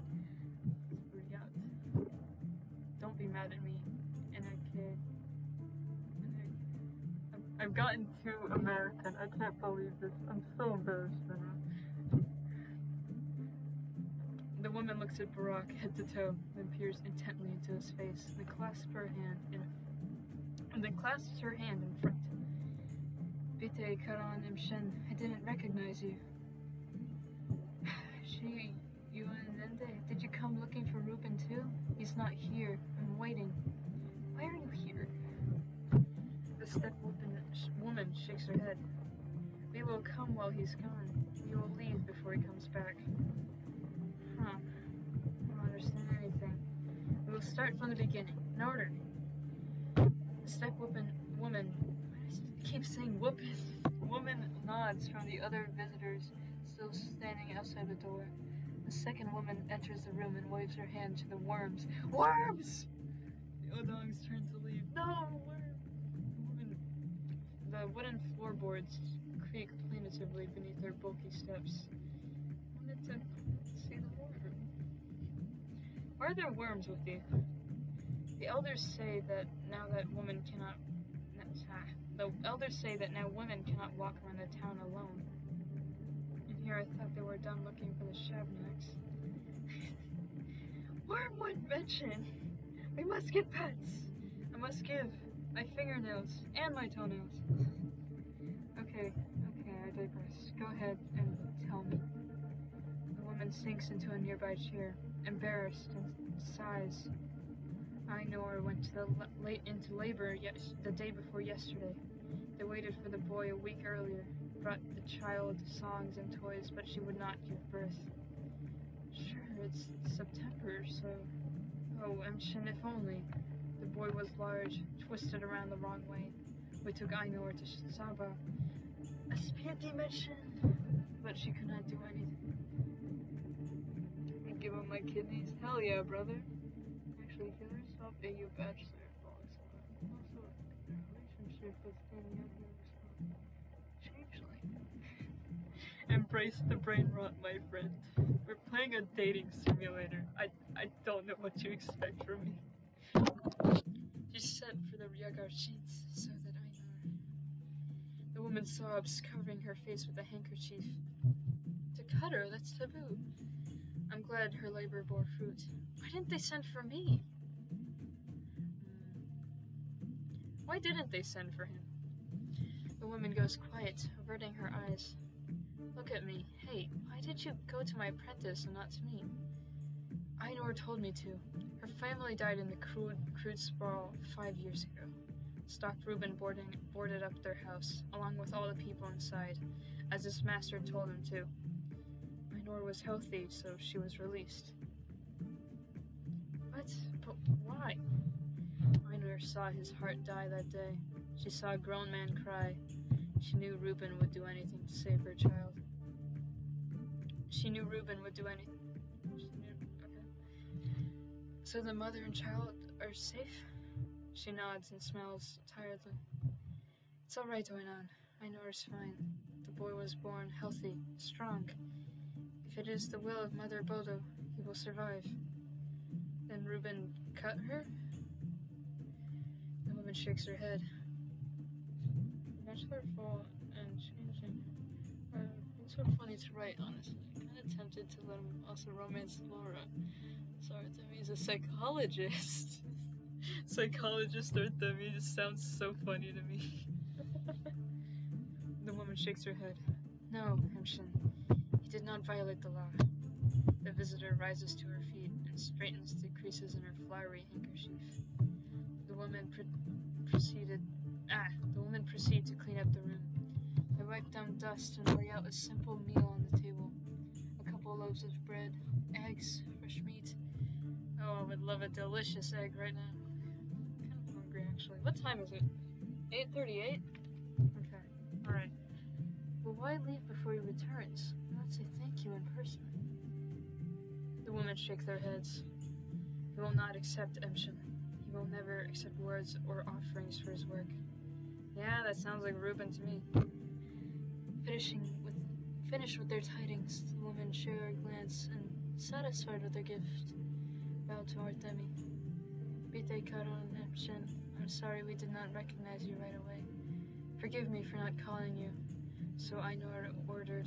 You must be glad to have him as an apprentice, yes? Yes, we love Ruben. I love Ruben so much. Ruben is literally an angel. Artemi grimaces at a smile and dismisses the question. What will you name the child? Stock? The woman retreat back into fear and draw defensive signs in the air. Stop, stop! She Buzarlaha. Yes. If the name is given before the Tylagon, Swak will call. They only give the name to when Twire fades, so the elders have decided. With a worried glare at the clock, the women leave the room. Certified Reuben moment! Let's wait a little more. I have a feeling this is going to be more difficult than I thought. Psychologists tell me it's like fed up with fall and changing at all times. The only thing, the healer he's chill with is Clara since he's Harrispex. She's the Harrispex and Isadora's adoptive oh, that's interesting. Isadora's adoptive daughter. Wait, damn it, I didn't read it. Reuben stares hastily. Reuben stares warily into the room. Oh, here it is. Where did the thing go? What did I miss? Scroll down. It takes another half hour before Artemi hears the familiar steps on the stairs, not the heavy ones of the Odongs. The door's hinges squeak as it opens. Reuben stares warily into the room. For a moment, his eyes linger on the offerings, food piled on the kitchen table. He grimaces, then finally turns to Artemi. How long have you been waiting for me? I feel like an idiot. You are an idiot, Reuben, but that is what we love about you. I invited you here for coffee myself, and this is how it turned out. I want to say thanks for waiting. You had visitors. I see. Reuben sinks heavily into a chair. I already asked politely, and then I cursed. It's like they never heard. The kin don't know how to take no for an answer. He is our idiot. Reuben is an idiot, but he's our idiot. A few years ago, they broke down the door just to lug in half a butchered... hold on. A few years ago, they broke down the door just to lug in half of a butchered bull body. Just because I refused their offerings, I guess. Since then, I haven't closed the door. They come when I'm not home and clean up, reorganize. They know I'll drive them away otherwise. Hard night. Always worried when I found the door unlocked. How long have you been doing this, going behind my back? That sounds accusatory.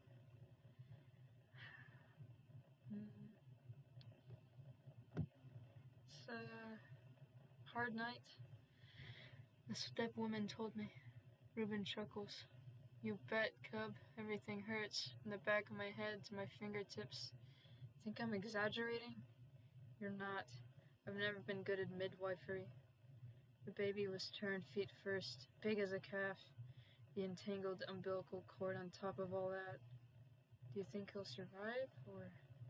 You could have sent for me. It would have helped. Especially when it comes to a cesarean. Tried to snap around the dynamics and fun myself. Instead of Fall plus Clara being siblings, it's Artemi and Clara. And Fall is the one after me. Artemi and Clara already give off cousin vibes. It's so silly. It's just like you for real. It was important for me to do it by myself. You could say that I was trying to fix a mistake. A life for a life. Do you really need to write a whole info dump on myself? I know what you are. You see these lips? You see this? See this face? That is not the face of a heterosexual man. I understand. Reuben exhales, leaning back in his chair. It is silence once more, but in a calm way. Sibling situationship. It's so funny. Answer me one last thing. Father, was he here with you in the crude sprawl? Reuben furrows his brows in surprise. What, cub? Why are you asking? The kin's words won't leave my head. Ainor, the girl you ran out of nails for. He wasn't there for you, was he? Otherwise, he wouldn't have let... Why, I mean, why talk about this now? It's not the right time. I'm falling off my feet as it is. So it's true. He wasn't there. Reuben clenches his jaw. You were boarding up the houses in the crude sprawl during the height of the first outbreak. My father instructed you to open bodies, bypassing all taboos. Do you know what it's like? To make someone do all the dirty work? God damn it, Isidore! Fucking fuck! I'm sorry, Stock, but I have to know. My father, was he a good master to you? An apprentice shouldn't challenge decisions. A master should set an example for his apprentice. Stock rubs his eyes dully. Let bygones be bygones. Lie down. You look frazzled. I'll make coffee for now. What are you guys talking about? Try to stop aerodynamics.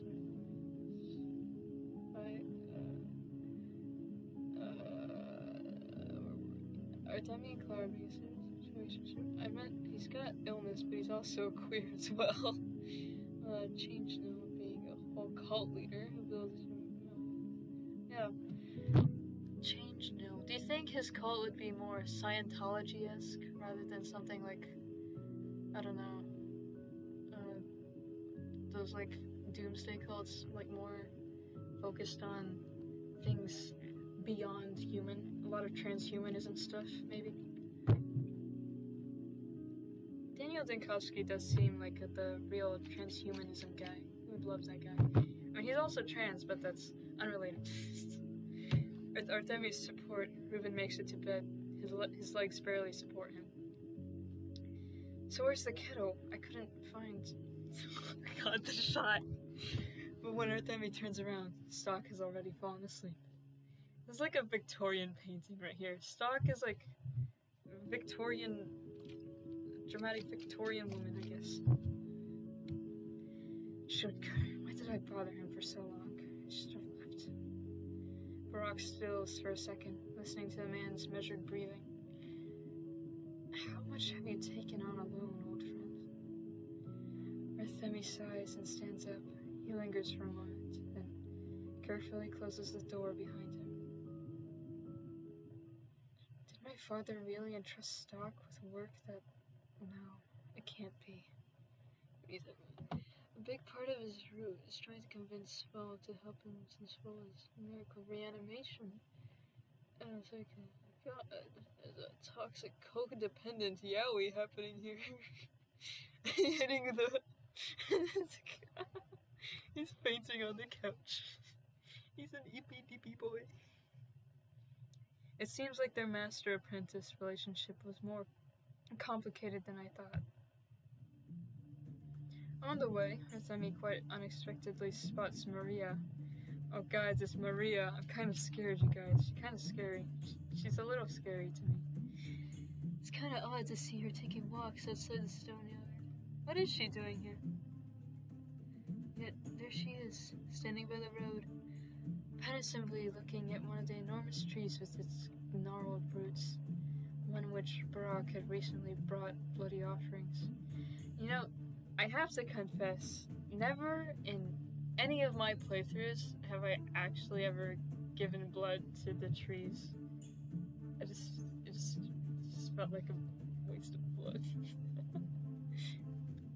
Well, good news, if she stabs you here, you can get some free wire. 2 for 1. As though sensing his presence, Maria turns around. There's no hint of surprise on her face. She's been waiting for him. Here you are, in the last line of wardens. Come here. I don't remember you complaining so much about me before.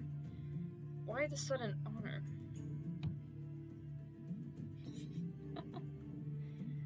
I told her to come.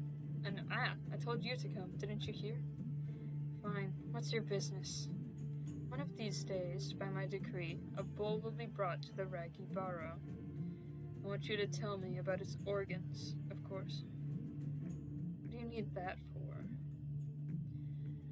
Let's just say I'm curious if the Harrispex's predictions will match up with my own provisions. Fucking smirk is wild. ... I will pay generously.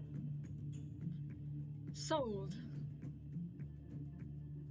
Oh, wait, no, that doesn't say sold. So, all at once, generously? I agree. Amenku's work's not a joke. I will not kill a living creature. I think we're past that point, my beloved Artemi. Amenku's work is not a joke. We open bowls only in certain cases, as we did recently.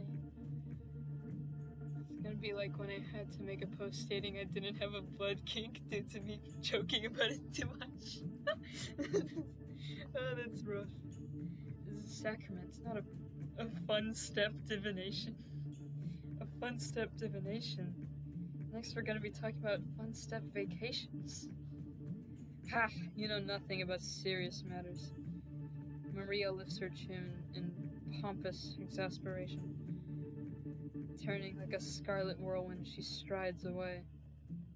Wonder how bad Grief is doing. Has he picked up the nest yet? Should check it out. There wasn't any time yesterday for long conversations, but it wasn't just because he'd returned to his old place. There's something behind this.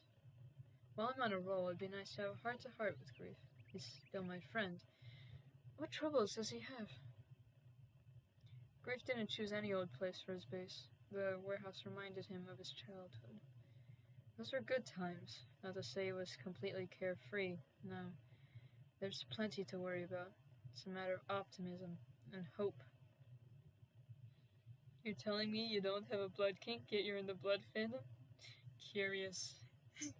You come into my blood fandom and complain about our blood kinks? Disappointing. How many childhood dreams does this warehouse contain? How many of them have turned to sand? Remember Grief proudly boasting that he'd find a job for himself so lucrative that he wouldn't even have to work. Well, part of his dream came true. Out of our old gang, Grief is the one who hasn't lost his charming, youthful laziness. But it's superficial to call him facetious. Grief just isn't serious until it's absolutely necessary. Having emerged from a whirlpool of thoughts about the past and the present, Artemi steps inside. Oh, that's a beat. That's one hell of a beat. Just because I'm in the blood fandom, and just because one of my character's whole theme is related to blood, being covered in blood, doesn't mean I have a blood kink. A blood kink. The details you're providing here, the arguments you're making, they really aren't holding up, my friend. As always, the vulture is languishing on his throne. The man just can't sit normally. That's how you know he's bisexual. Artemi, glad to see you. Took his coat off. Same here. How are you getting on with the clock? Everything's peachy. Thanks, you saved my ass. Your tools, as before, are in the closet. Take them whenever you want. Yeah, I'll pick them up later. Don't want to be carrying so much around right now. And what's with all the complaining? Got business? Need something? I'm already a tricky salesman, but if you push your luck... No, Grief, nothing like that. Can't I visit a friend without reason? Oh, you know, you're a busy, important person. Now with an additional load of children. Ah, the horror. Enough people send me art of Danielle covered in blood, we could manifest the blood kink arc. It's nothing. I always find time for loved ones. The epidemic has taught me this well. And you, I see, haven't found anyone yourself. You're sitting alone. Who can I sit with? My gang is everything. They don't turn for me for smuggling either. The fat man is no longer holding up the warehouseman. So here, I sit. Hi, my uncle works for IPL and Grief is canonically bisexual. Aren't you afraid of jail? Or, so you've got the keys. Why aren't you afraid of your jail? I'm only afraid of serving time in front of the committee. Everything else is junk. Hands up and praying. I think Saburo's men are up to the task. No, I don't think Saburo's men are up to the task. Throw you candy through the bars. Grief bursts into laughter.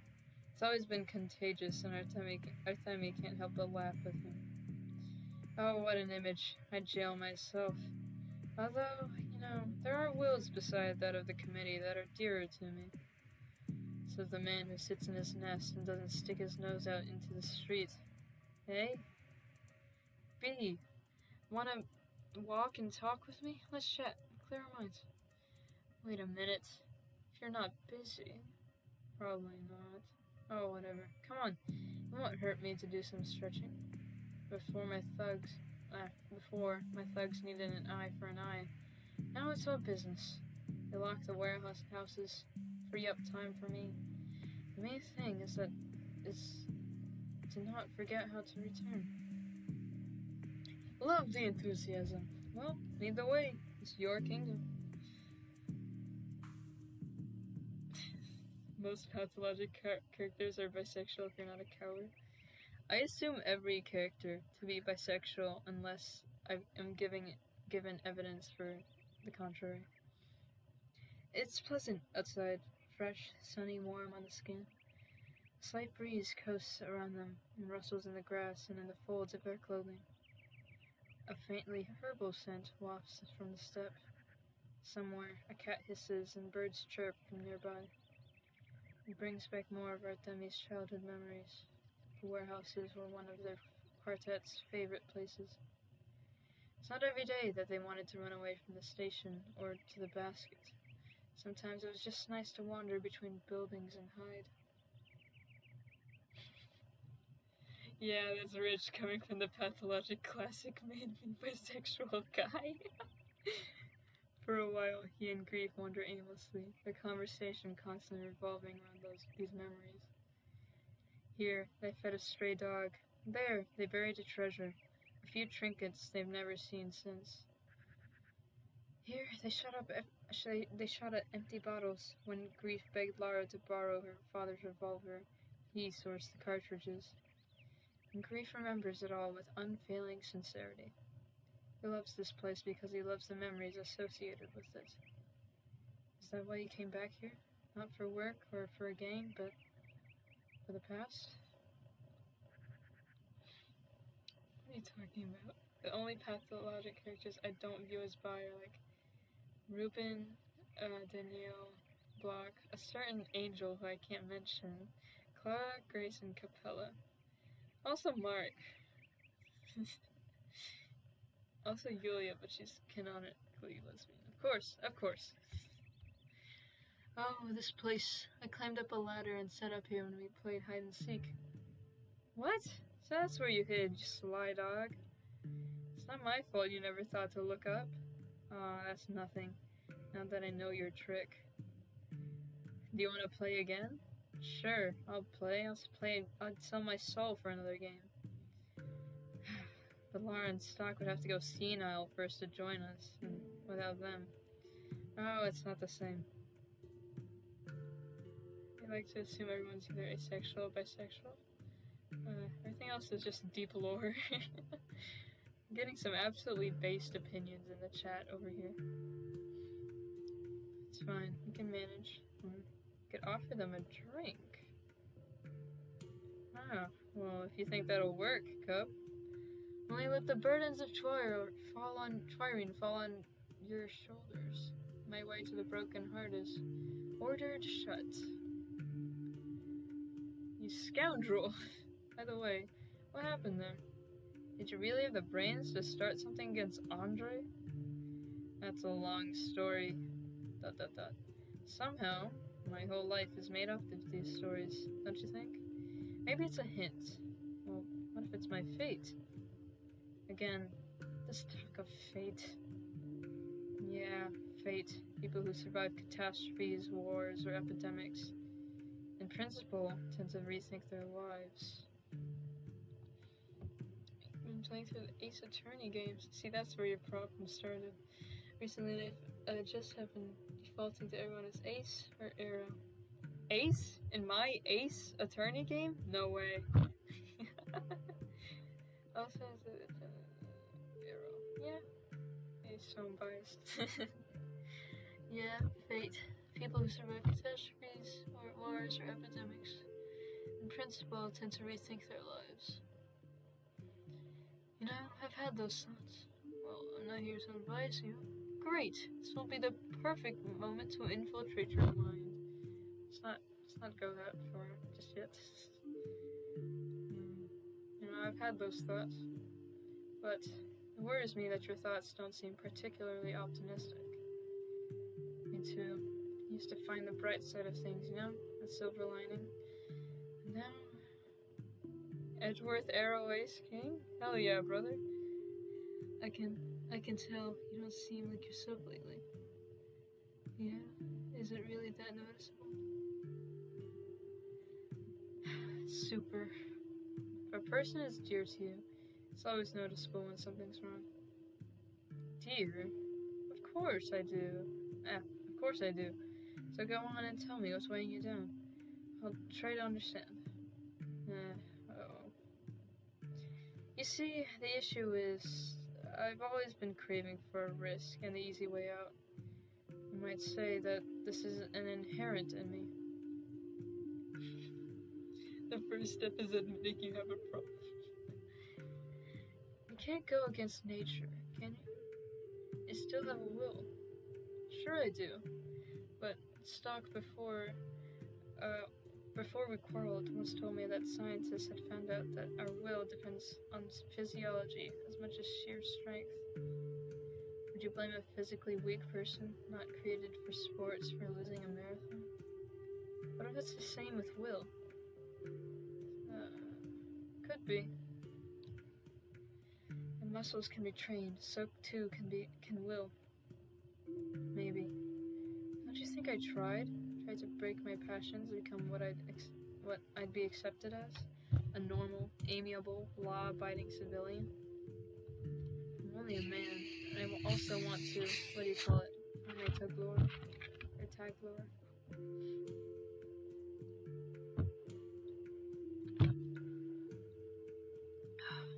I love Dr. Pepper. Where were we? I'm not exactly celebrated in the public eye, and licking someone's boot disgusts me, but you... Demisexual or demi, hell yeah, brother.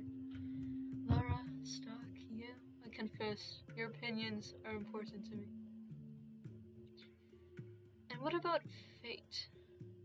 Well, maybe my fate is this, hanging around on the sidelines of law. Think about it. I grew up like a weed, not particularly needed by anyone, not particularly in need of anyone. You and Lara lucked out with your families, but Stock will understand me. Only Stock dived headfirst into work and is now completely self-sufficient. The fool even refuses my toolkits. But I don't want to slave away like Stock, so therefore I'm up to my own tricks. How to get in the mud, how to make acquaintances, how to survive. And if in childhood the odds were bad, then I chose methods that were no longer entirely honest. Demi is so real, but... Demi, Peter! Yes, now we're cooking. Speaking of... your beloved depression. But speaking of cooking, it is currently 9 p.m. I think I'll wrap this up at around 9:30, because I am getting hungry. We probably won't finish a route by then, so maybe I'll plan another live stream for, not tomorrow, I'll be busy tomorrow, but soon, eventually, I don't know yet. I'll figure it out. And if in childhood the odds were bad, then I chose the methods that were no longer entirely honest. But I'm no thug, and I'm not a robber either. I've fallen between the cracks. But in any case, if it turns out my nature is thievery, then such is fate. Will is stronger than destiny, or fate is unknown to us. What do I think? I don't do well in conversations about fate. Always messes with me. It's just too many possibilities. It brings up into the science of coincidences. I feel like will is stronger than destiny. His only relationship ended very, very poorly, famously. Peter and the wife who just murdered her husband out of it. If you decide to change, you can. I don't expect anything less than a man who went straight into the hands of an inquisitor. Good point. Call me crazy, but I'd rather gather my will and get out of this town. Grief hesitantly steps aside and walks out of the alley. What? Is it that fantastical? Why? Well, of course you'd know better. You crazy? Why? Let's hear him out. Femme fatale, Peter? Oh dear. You follow 80 characters on the 8 spectrum. It's not a connection for 1930s detective movie, Pathologic, That is bringing up some very fascinating vibes. Like, there's gonna be all that running around solving mysteries. Oh, I'm a sucker for noir-esque vibes. I cannot deny it. Grisha, I can't hold you here, but why? Why leave? What do you want to find out there, outside of the town? It's not that I want to get something, it's that I've got nothing to lose here. How can it be nothing? What about friends? What about me? Oh, I see how they look at me, how you look at me. I'm a person who will always be suspicious. You found a place for yourself. You and Ruben are doctors, important and useful people. Lara is loved and appreciated. She has a kind heart. What's the point of little old me? Who needs me here? I need you. I need you. Why? Do you need a reason? You're dear to me, that's all. Sure, but for what? Just for being who you are. ... You surprised me. I wish kind words would stop sounding so strange to you. Keep going, I'll get there. Hey look, we're back where we started. Made a whole circle. Oh, hardly noticed. Time flies and all that. It was an important talk. Yeah, thanks for that. Well, I wouldn't suggest dawdling around. Be gone with you. Love noir so much, yeah. Consider Daniel as P1 PI, as a private investigator, and Maria as a femme fatale who hires him. Or Eva. You know who would really be a femme fatale? The Inquisitor. Or maybe Lara. Chef's kiss. Well, I wouldn't suggest dawdling around. Be gone with you. You probably have some business responsibilities, but I want to be alone with my thoughts. Stop on by if you want. I'm always happy to see you. The feeling's mutual. Grisha, hope these blues are a temporary phase. Of course, I'm glad he's thinking about his future place in life, but his conclusions are entirely pessimistic. In a fight, right? I don't want him to leave. I have to show him how much he means to me. Immersed in his own thoughts, then he crosses a muted, shabby street with hardly anything on it to attract his attention. Whether he'd like to be pulled out of these thoughts or not, however, a voice manages to reach Barack through his haze. One he doesn't expect to hear. Don't give me very femme fatale Laura thoughts. That is a very dangerous game. Alexander Saburov! What the hell? I'm telling you, you're far too soft. No one should get away with this. Victor Kane? With all due respect, I made this decision, and will not go back down from it. These stupid losers and their wives. I understand your views, Sasha, but you will not be able to argue with my heart. What the fuck are they talking about? No, I don't want to boast, but if I'm known for anything in this town, it's for my stubbornness. The dad who ditched me, old man Yowie. What do we think about the Isidore and Simon old man Yowie? Citing this enthusiastic dispute between Victor Kane and Alexander Saburov, Artemia attempts the miracle of invisibility so he might pass by unimpeded. Gly is the police detective that isn't appreciated properly by her department and is overly semi-antagonistic. Yes, and she's working, and like the police force is like corrupt from the inside, and she's trying to find all the, I don't know all the noir terms. Give me a sec. These old man fucks. Alexander's a dad who kicked me and my poor sister Clara on the streets. No such luck for a man of Barak's stature. As soon as he hears the pair, Saburov takes notice. A swarmy grin flickers to life on the face of the former governor. Barak! Perhaps fate itself has brought you to us now. Come, help us resolve this dispute. He'd prefer to refuse, if only to be a minor thorn in the man's side. However, with Victor Kane also looking to him, Artemia decides not to kick up a fuss out of respect. It usually takes a medical emergency for someone to demand my opinion. First name basis. How tall is Artemia? I think. Gotta think about this. If he's under 5'9", I'm gonna shoot someone. I hope this isn't the case. Not at all. We won't keep you longer than 3 minutes and 40 seconds. And I hope that my colleague will listen to the voice of reason. If not from me, then at least from our town hero.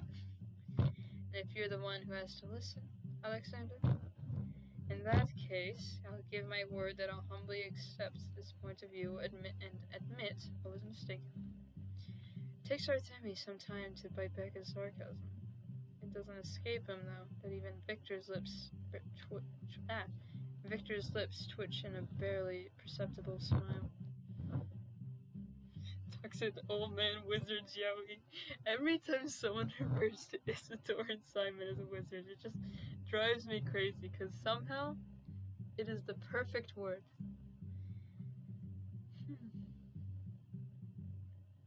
The situation is this. During the epidemic, there were many small excesses.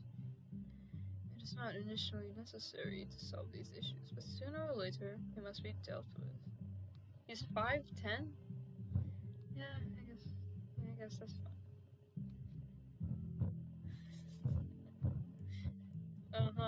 Okay, alright. Height difference. Damn. Wild. It was not initially necessary to solve these issues, but sooner or later they must be dealt with. Which is what Alexander and I have been doing lately. Exactly. And in the course of our proceedings, it turns out that during the plague, Victor was robbed. Wow! Alexander, don't exaggerate. This is an attempt to manipulate the feelings of our judge. Dr. Barak, here's the crux of the matter. Yes, indeed, I was leaving to check out on the sick in the cathedral. Someone broke into my house and committed theft. Growth spurts go crazy. In P2, he's 6'3". Oh my god, P1 is shorter than P3. That's kind of funny, because P1 Artemia looks like he has to pay a mortgage by now. And then P2 Artemia is like, I don't know. It's like trying really hard to be a bear, but it's just like an otter at best. Sitting on the shoulders next to shoulders. Yes, indeed. Looting during the plague, by the way, was severely punished by the law. I refuse to call it looting. Bread and several bottles of clean water were stolen. I'd imagine the individual who stole these items was desperate. He may have needed the supplies more than I did. I was not harmed by this loss. I had enough food and water. I continue to insist that this is a crime and requires proper investigation. Damn, Alexander, you fucking snitch. However, Victor refuses to cooperate. What do you think, Barak? I think Victor's right. Whoever they are, they deserve mercy. Thank you for your support. I knew that compassion would not be foreign to the heart of a doctor. What have you been doing? He too, Artemi height makes me have thoughts that are very normal.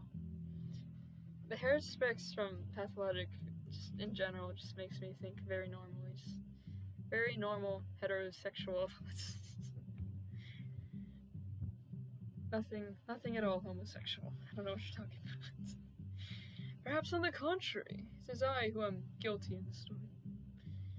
After all, as a ruler, I was obliged to provide for the population with food in those difficult times. And as though such a thing were possible, whether it is possible or not, the responsibility is still mine. Oh, excuse me, that was my Dr. Pepper. Be that as it may, I made my decision and ask you to respect it. He is speaking the truth. I don't know what the hell Zaburov's going on about. Pretty sure I heard you give your word, Zaburov. Like, if he thinks stealing some water bottles and bread is bad, you should have seen what I've stolen. P1 Victor can get it, damn. Gotta love ourselves a little meow meow widower. Pretty sure I heard you give your word, Zaburov. Once given, always kept. Let this bread remain on the conscience of the one who stole it. I like to imagine that Demi's the one who stole it. It seems that Alexander Zaburov can be known only for his obstinacy. Not only for his obstinacy, but also for the fairness of his judgments. I can see why Nina picked him up. In response, Zaburov simply chuckles and looks away. Frankly, Artemi is surprised he isn't still arguing. Everything in the world must be changing, even this hardened and stubborn Zaburov. I'm just saying, there's something between these two old men. Just keep an eye out. I'm just saying. Dr. Bibba. Barak is drawn from his day's work by the ringing of the town's bell. The resonating sound still making him shudder with memories of one time he partially counted the hours, the minutes, the seconds. I remembered a really great comment I made during the Harrispex race. Share with the class, if you will, which were sometimes not enough to save another life. 1, 2, 3 strikes. Silence. 3 hours. 3 o'clock already? I've only walked so far. From around the corner, there's a clatter, and after a couple seconds, a disheveled boy streaks out of the town's corridors. A wee lad! A soul and a half approaches. Ah! He freezes when he sees Barak, takes a crumpled envelope out of his pocket and thrusts it into the hands of the addressee. Artemi can tear into my guts.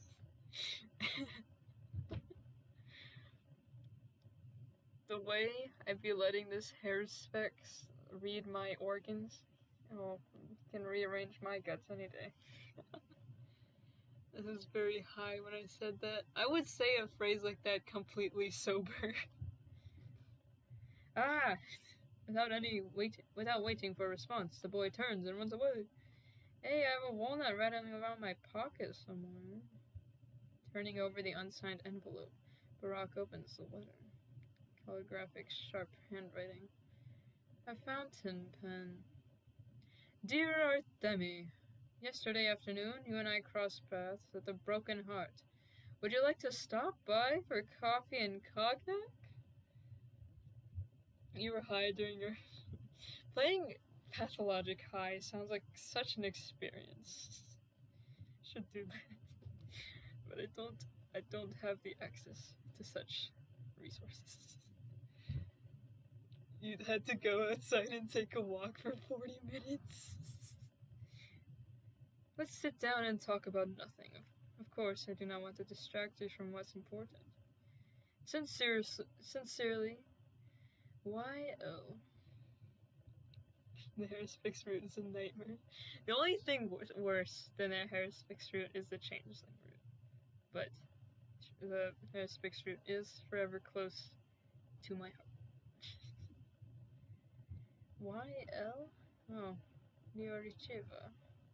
He flips the letter and finds a note on the back. P.S. I hope you remember where I live? The Tremel, a mansion on the north of the Chine. I crossed the bridge when the supper rose. It is not Daniel, I'm afraid. It is our beloved Yulia. Ah, put to the light, I see. The Tremel meets Barak with its austere eye-like windows. Dark, thick curtains block the sunshine and protect the hostess from prying eyes. Seems that Bluricheva was a rather secluded life. I wonder what prompted her invitation. He takes a door knocker in hand and thumps the wood loudly. It only takes a few seconds for Artemi to hear soft pattering footsteps and the sound of a cane on the parquet. The door opens with an appropriately foreboding creak. You were wrong, but fear not, is our beloved Yulia. Barak, how nice of you to accept. Please, come in. It's your wife. Luricheva greets her guest and heads towards an office. Wavering, she stops in her path. Why don't we sit on the veranda?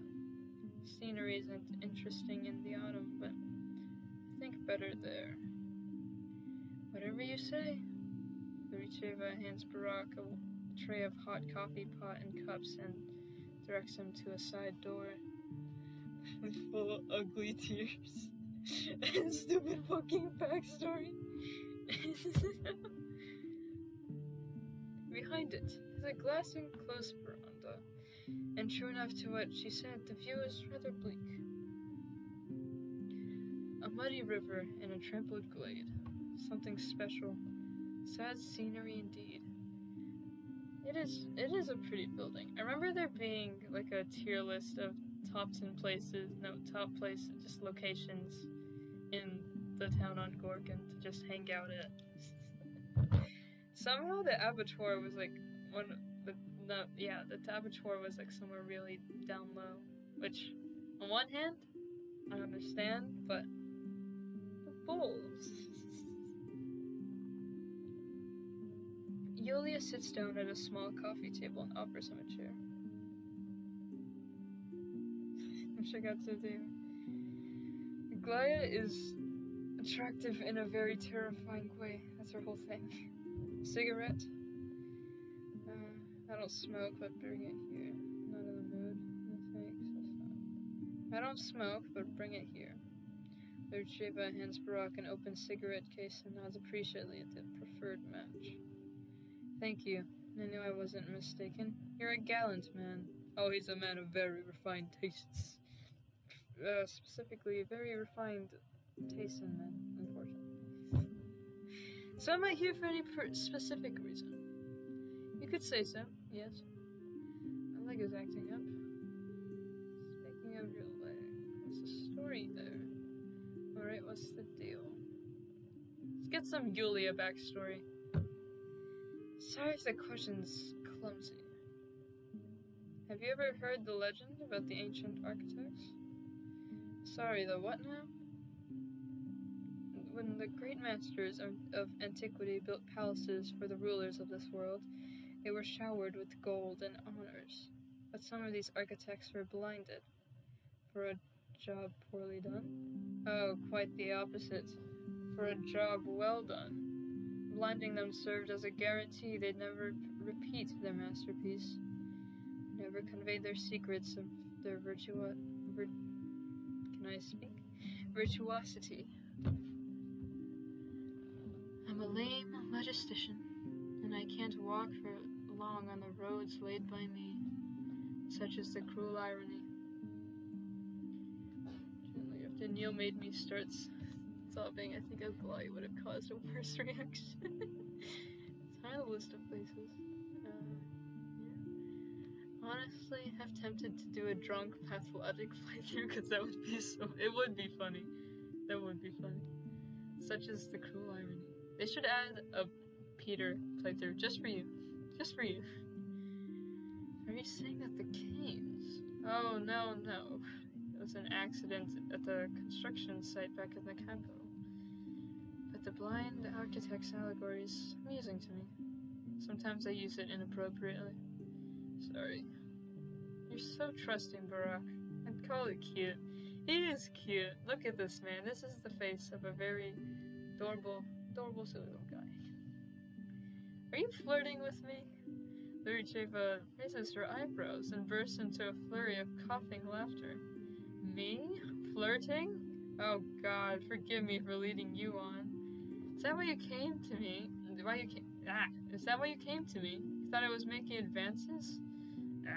Sugar. Again, next to you, I feel like a complete fool. Special Peter Root, just for you. Just for you, Lana. Just for you. Where's that cognac you promised? Pour me a couple thimblefuls. No coffee added? I just realized how it all looks from your perspective. Please, accept my apologies. I don't plan on having short-term affairs. But attention from the opposite sex is fun for any woman. I did in fact call for a very crucial reason. The gayest woman ever flirting with you? Wild. I did in fact call for a very crucial reason. And yeah, what's that? I wanted to talk to you about the Inquisitor. ... The Inquisitor? Why? Yesterday it seemed to me that you had questions, and it so happens that I have answers. I've heard you worked for the Inquisition. For a very short period, I was more of an errand woman. There's a big difference between being a part of the system or observing it, albeit from a close distance. Lilith arrived here alone, unarmed, empowered, by not a single official document. There were no soldiers with her, no police, no platoons. But at her command, people meekly climbed the scaffold. But the executors, those masked mummers, are you serious? Have always been employees of Immortels, and only him. Lilith could kill a man with a single word. She did not need a cheap performance. Speaking of IPL, they liked 2 of your tweets? Oh, no way. Hot take that you like the QPR, the quid pro quo, Yulia Artemi concept. They know of you. That all of Russia knows you're gay.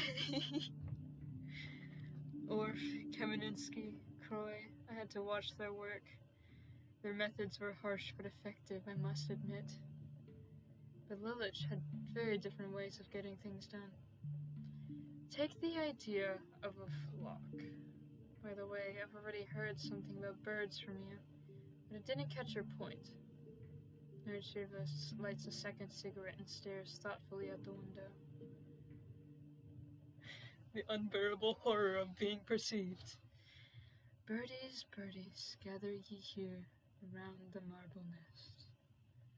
The gray cloud crawls over the sun and the landscape outside darkens. Excuse me. It's just the local children's verse for some game.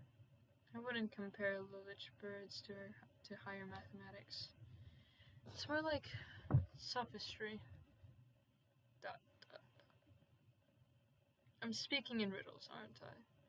It's difficult for me to convert numbers into words. The unbearable. I need IPL to like one of those tweets where I'm crazy about 10U.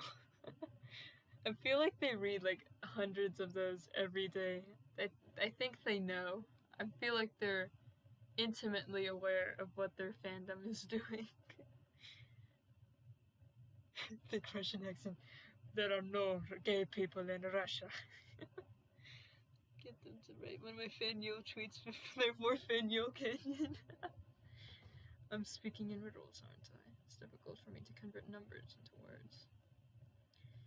Might express it more gracefully with a mathematical formula. The sun peeks from behind the clouds again, restoring the river in a step beyond to its prior appearance. I marble round their nest till I birdie. Alright, let's think about this. It is 9:30 p.m. I am hungry, and I am also tired. This Dr. Pepper is failing me. So, here's the deal. We will continue this live stream on a later date from where we are. I need to save this. So, I think we're gonna call it off for now. Remaking the Void? That would be awesome. I have it stuck in my Steam library. I haven't played it. I need to play it. Maybe I'll play it on stream. Maybe. We'll see. But yeah, we're gonna call it off here for now.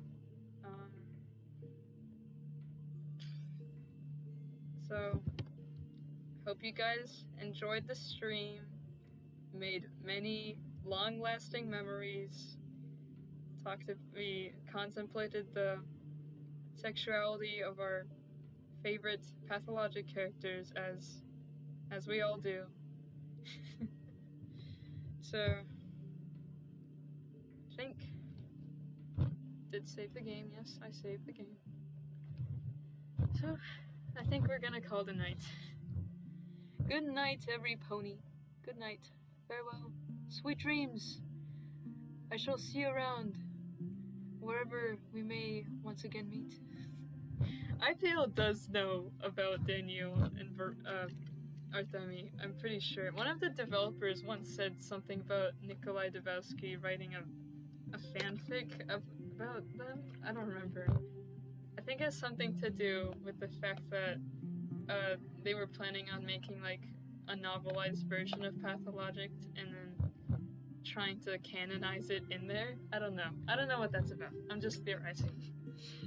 Alright, farewell. Good luck with wherever your journeys take you. I shall see you on the flip side or wherever. Okay. Bye! Bye bye bye bye bye bye bye bye bye! I'm pressing the stop streaming button.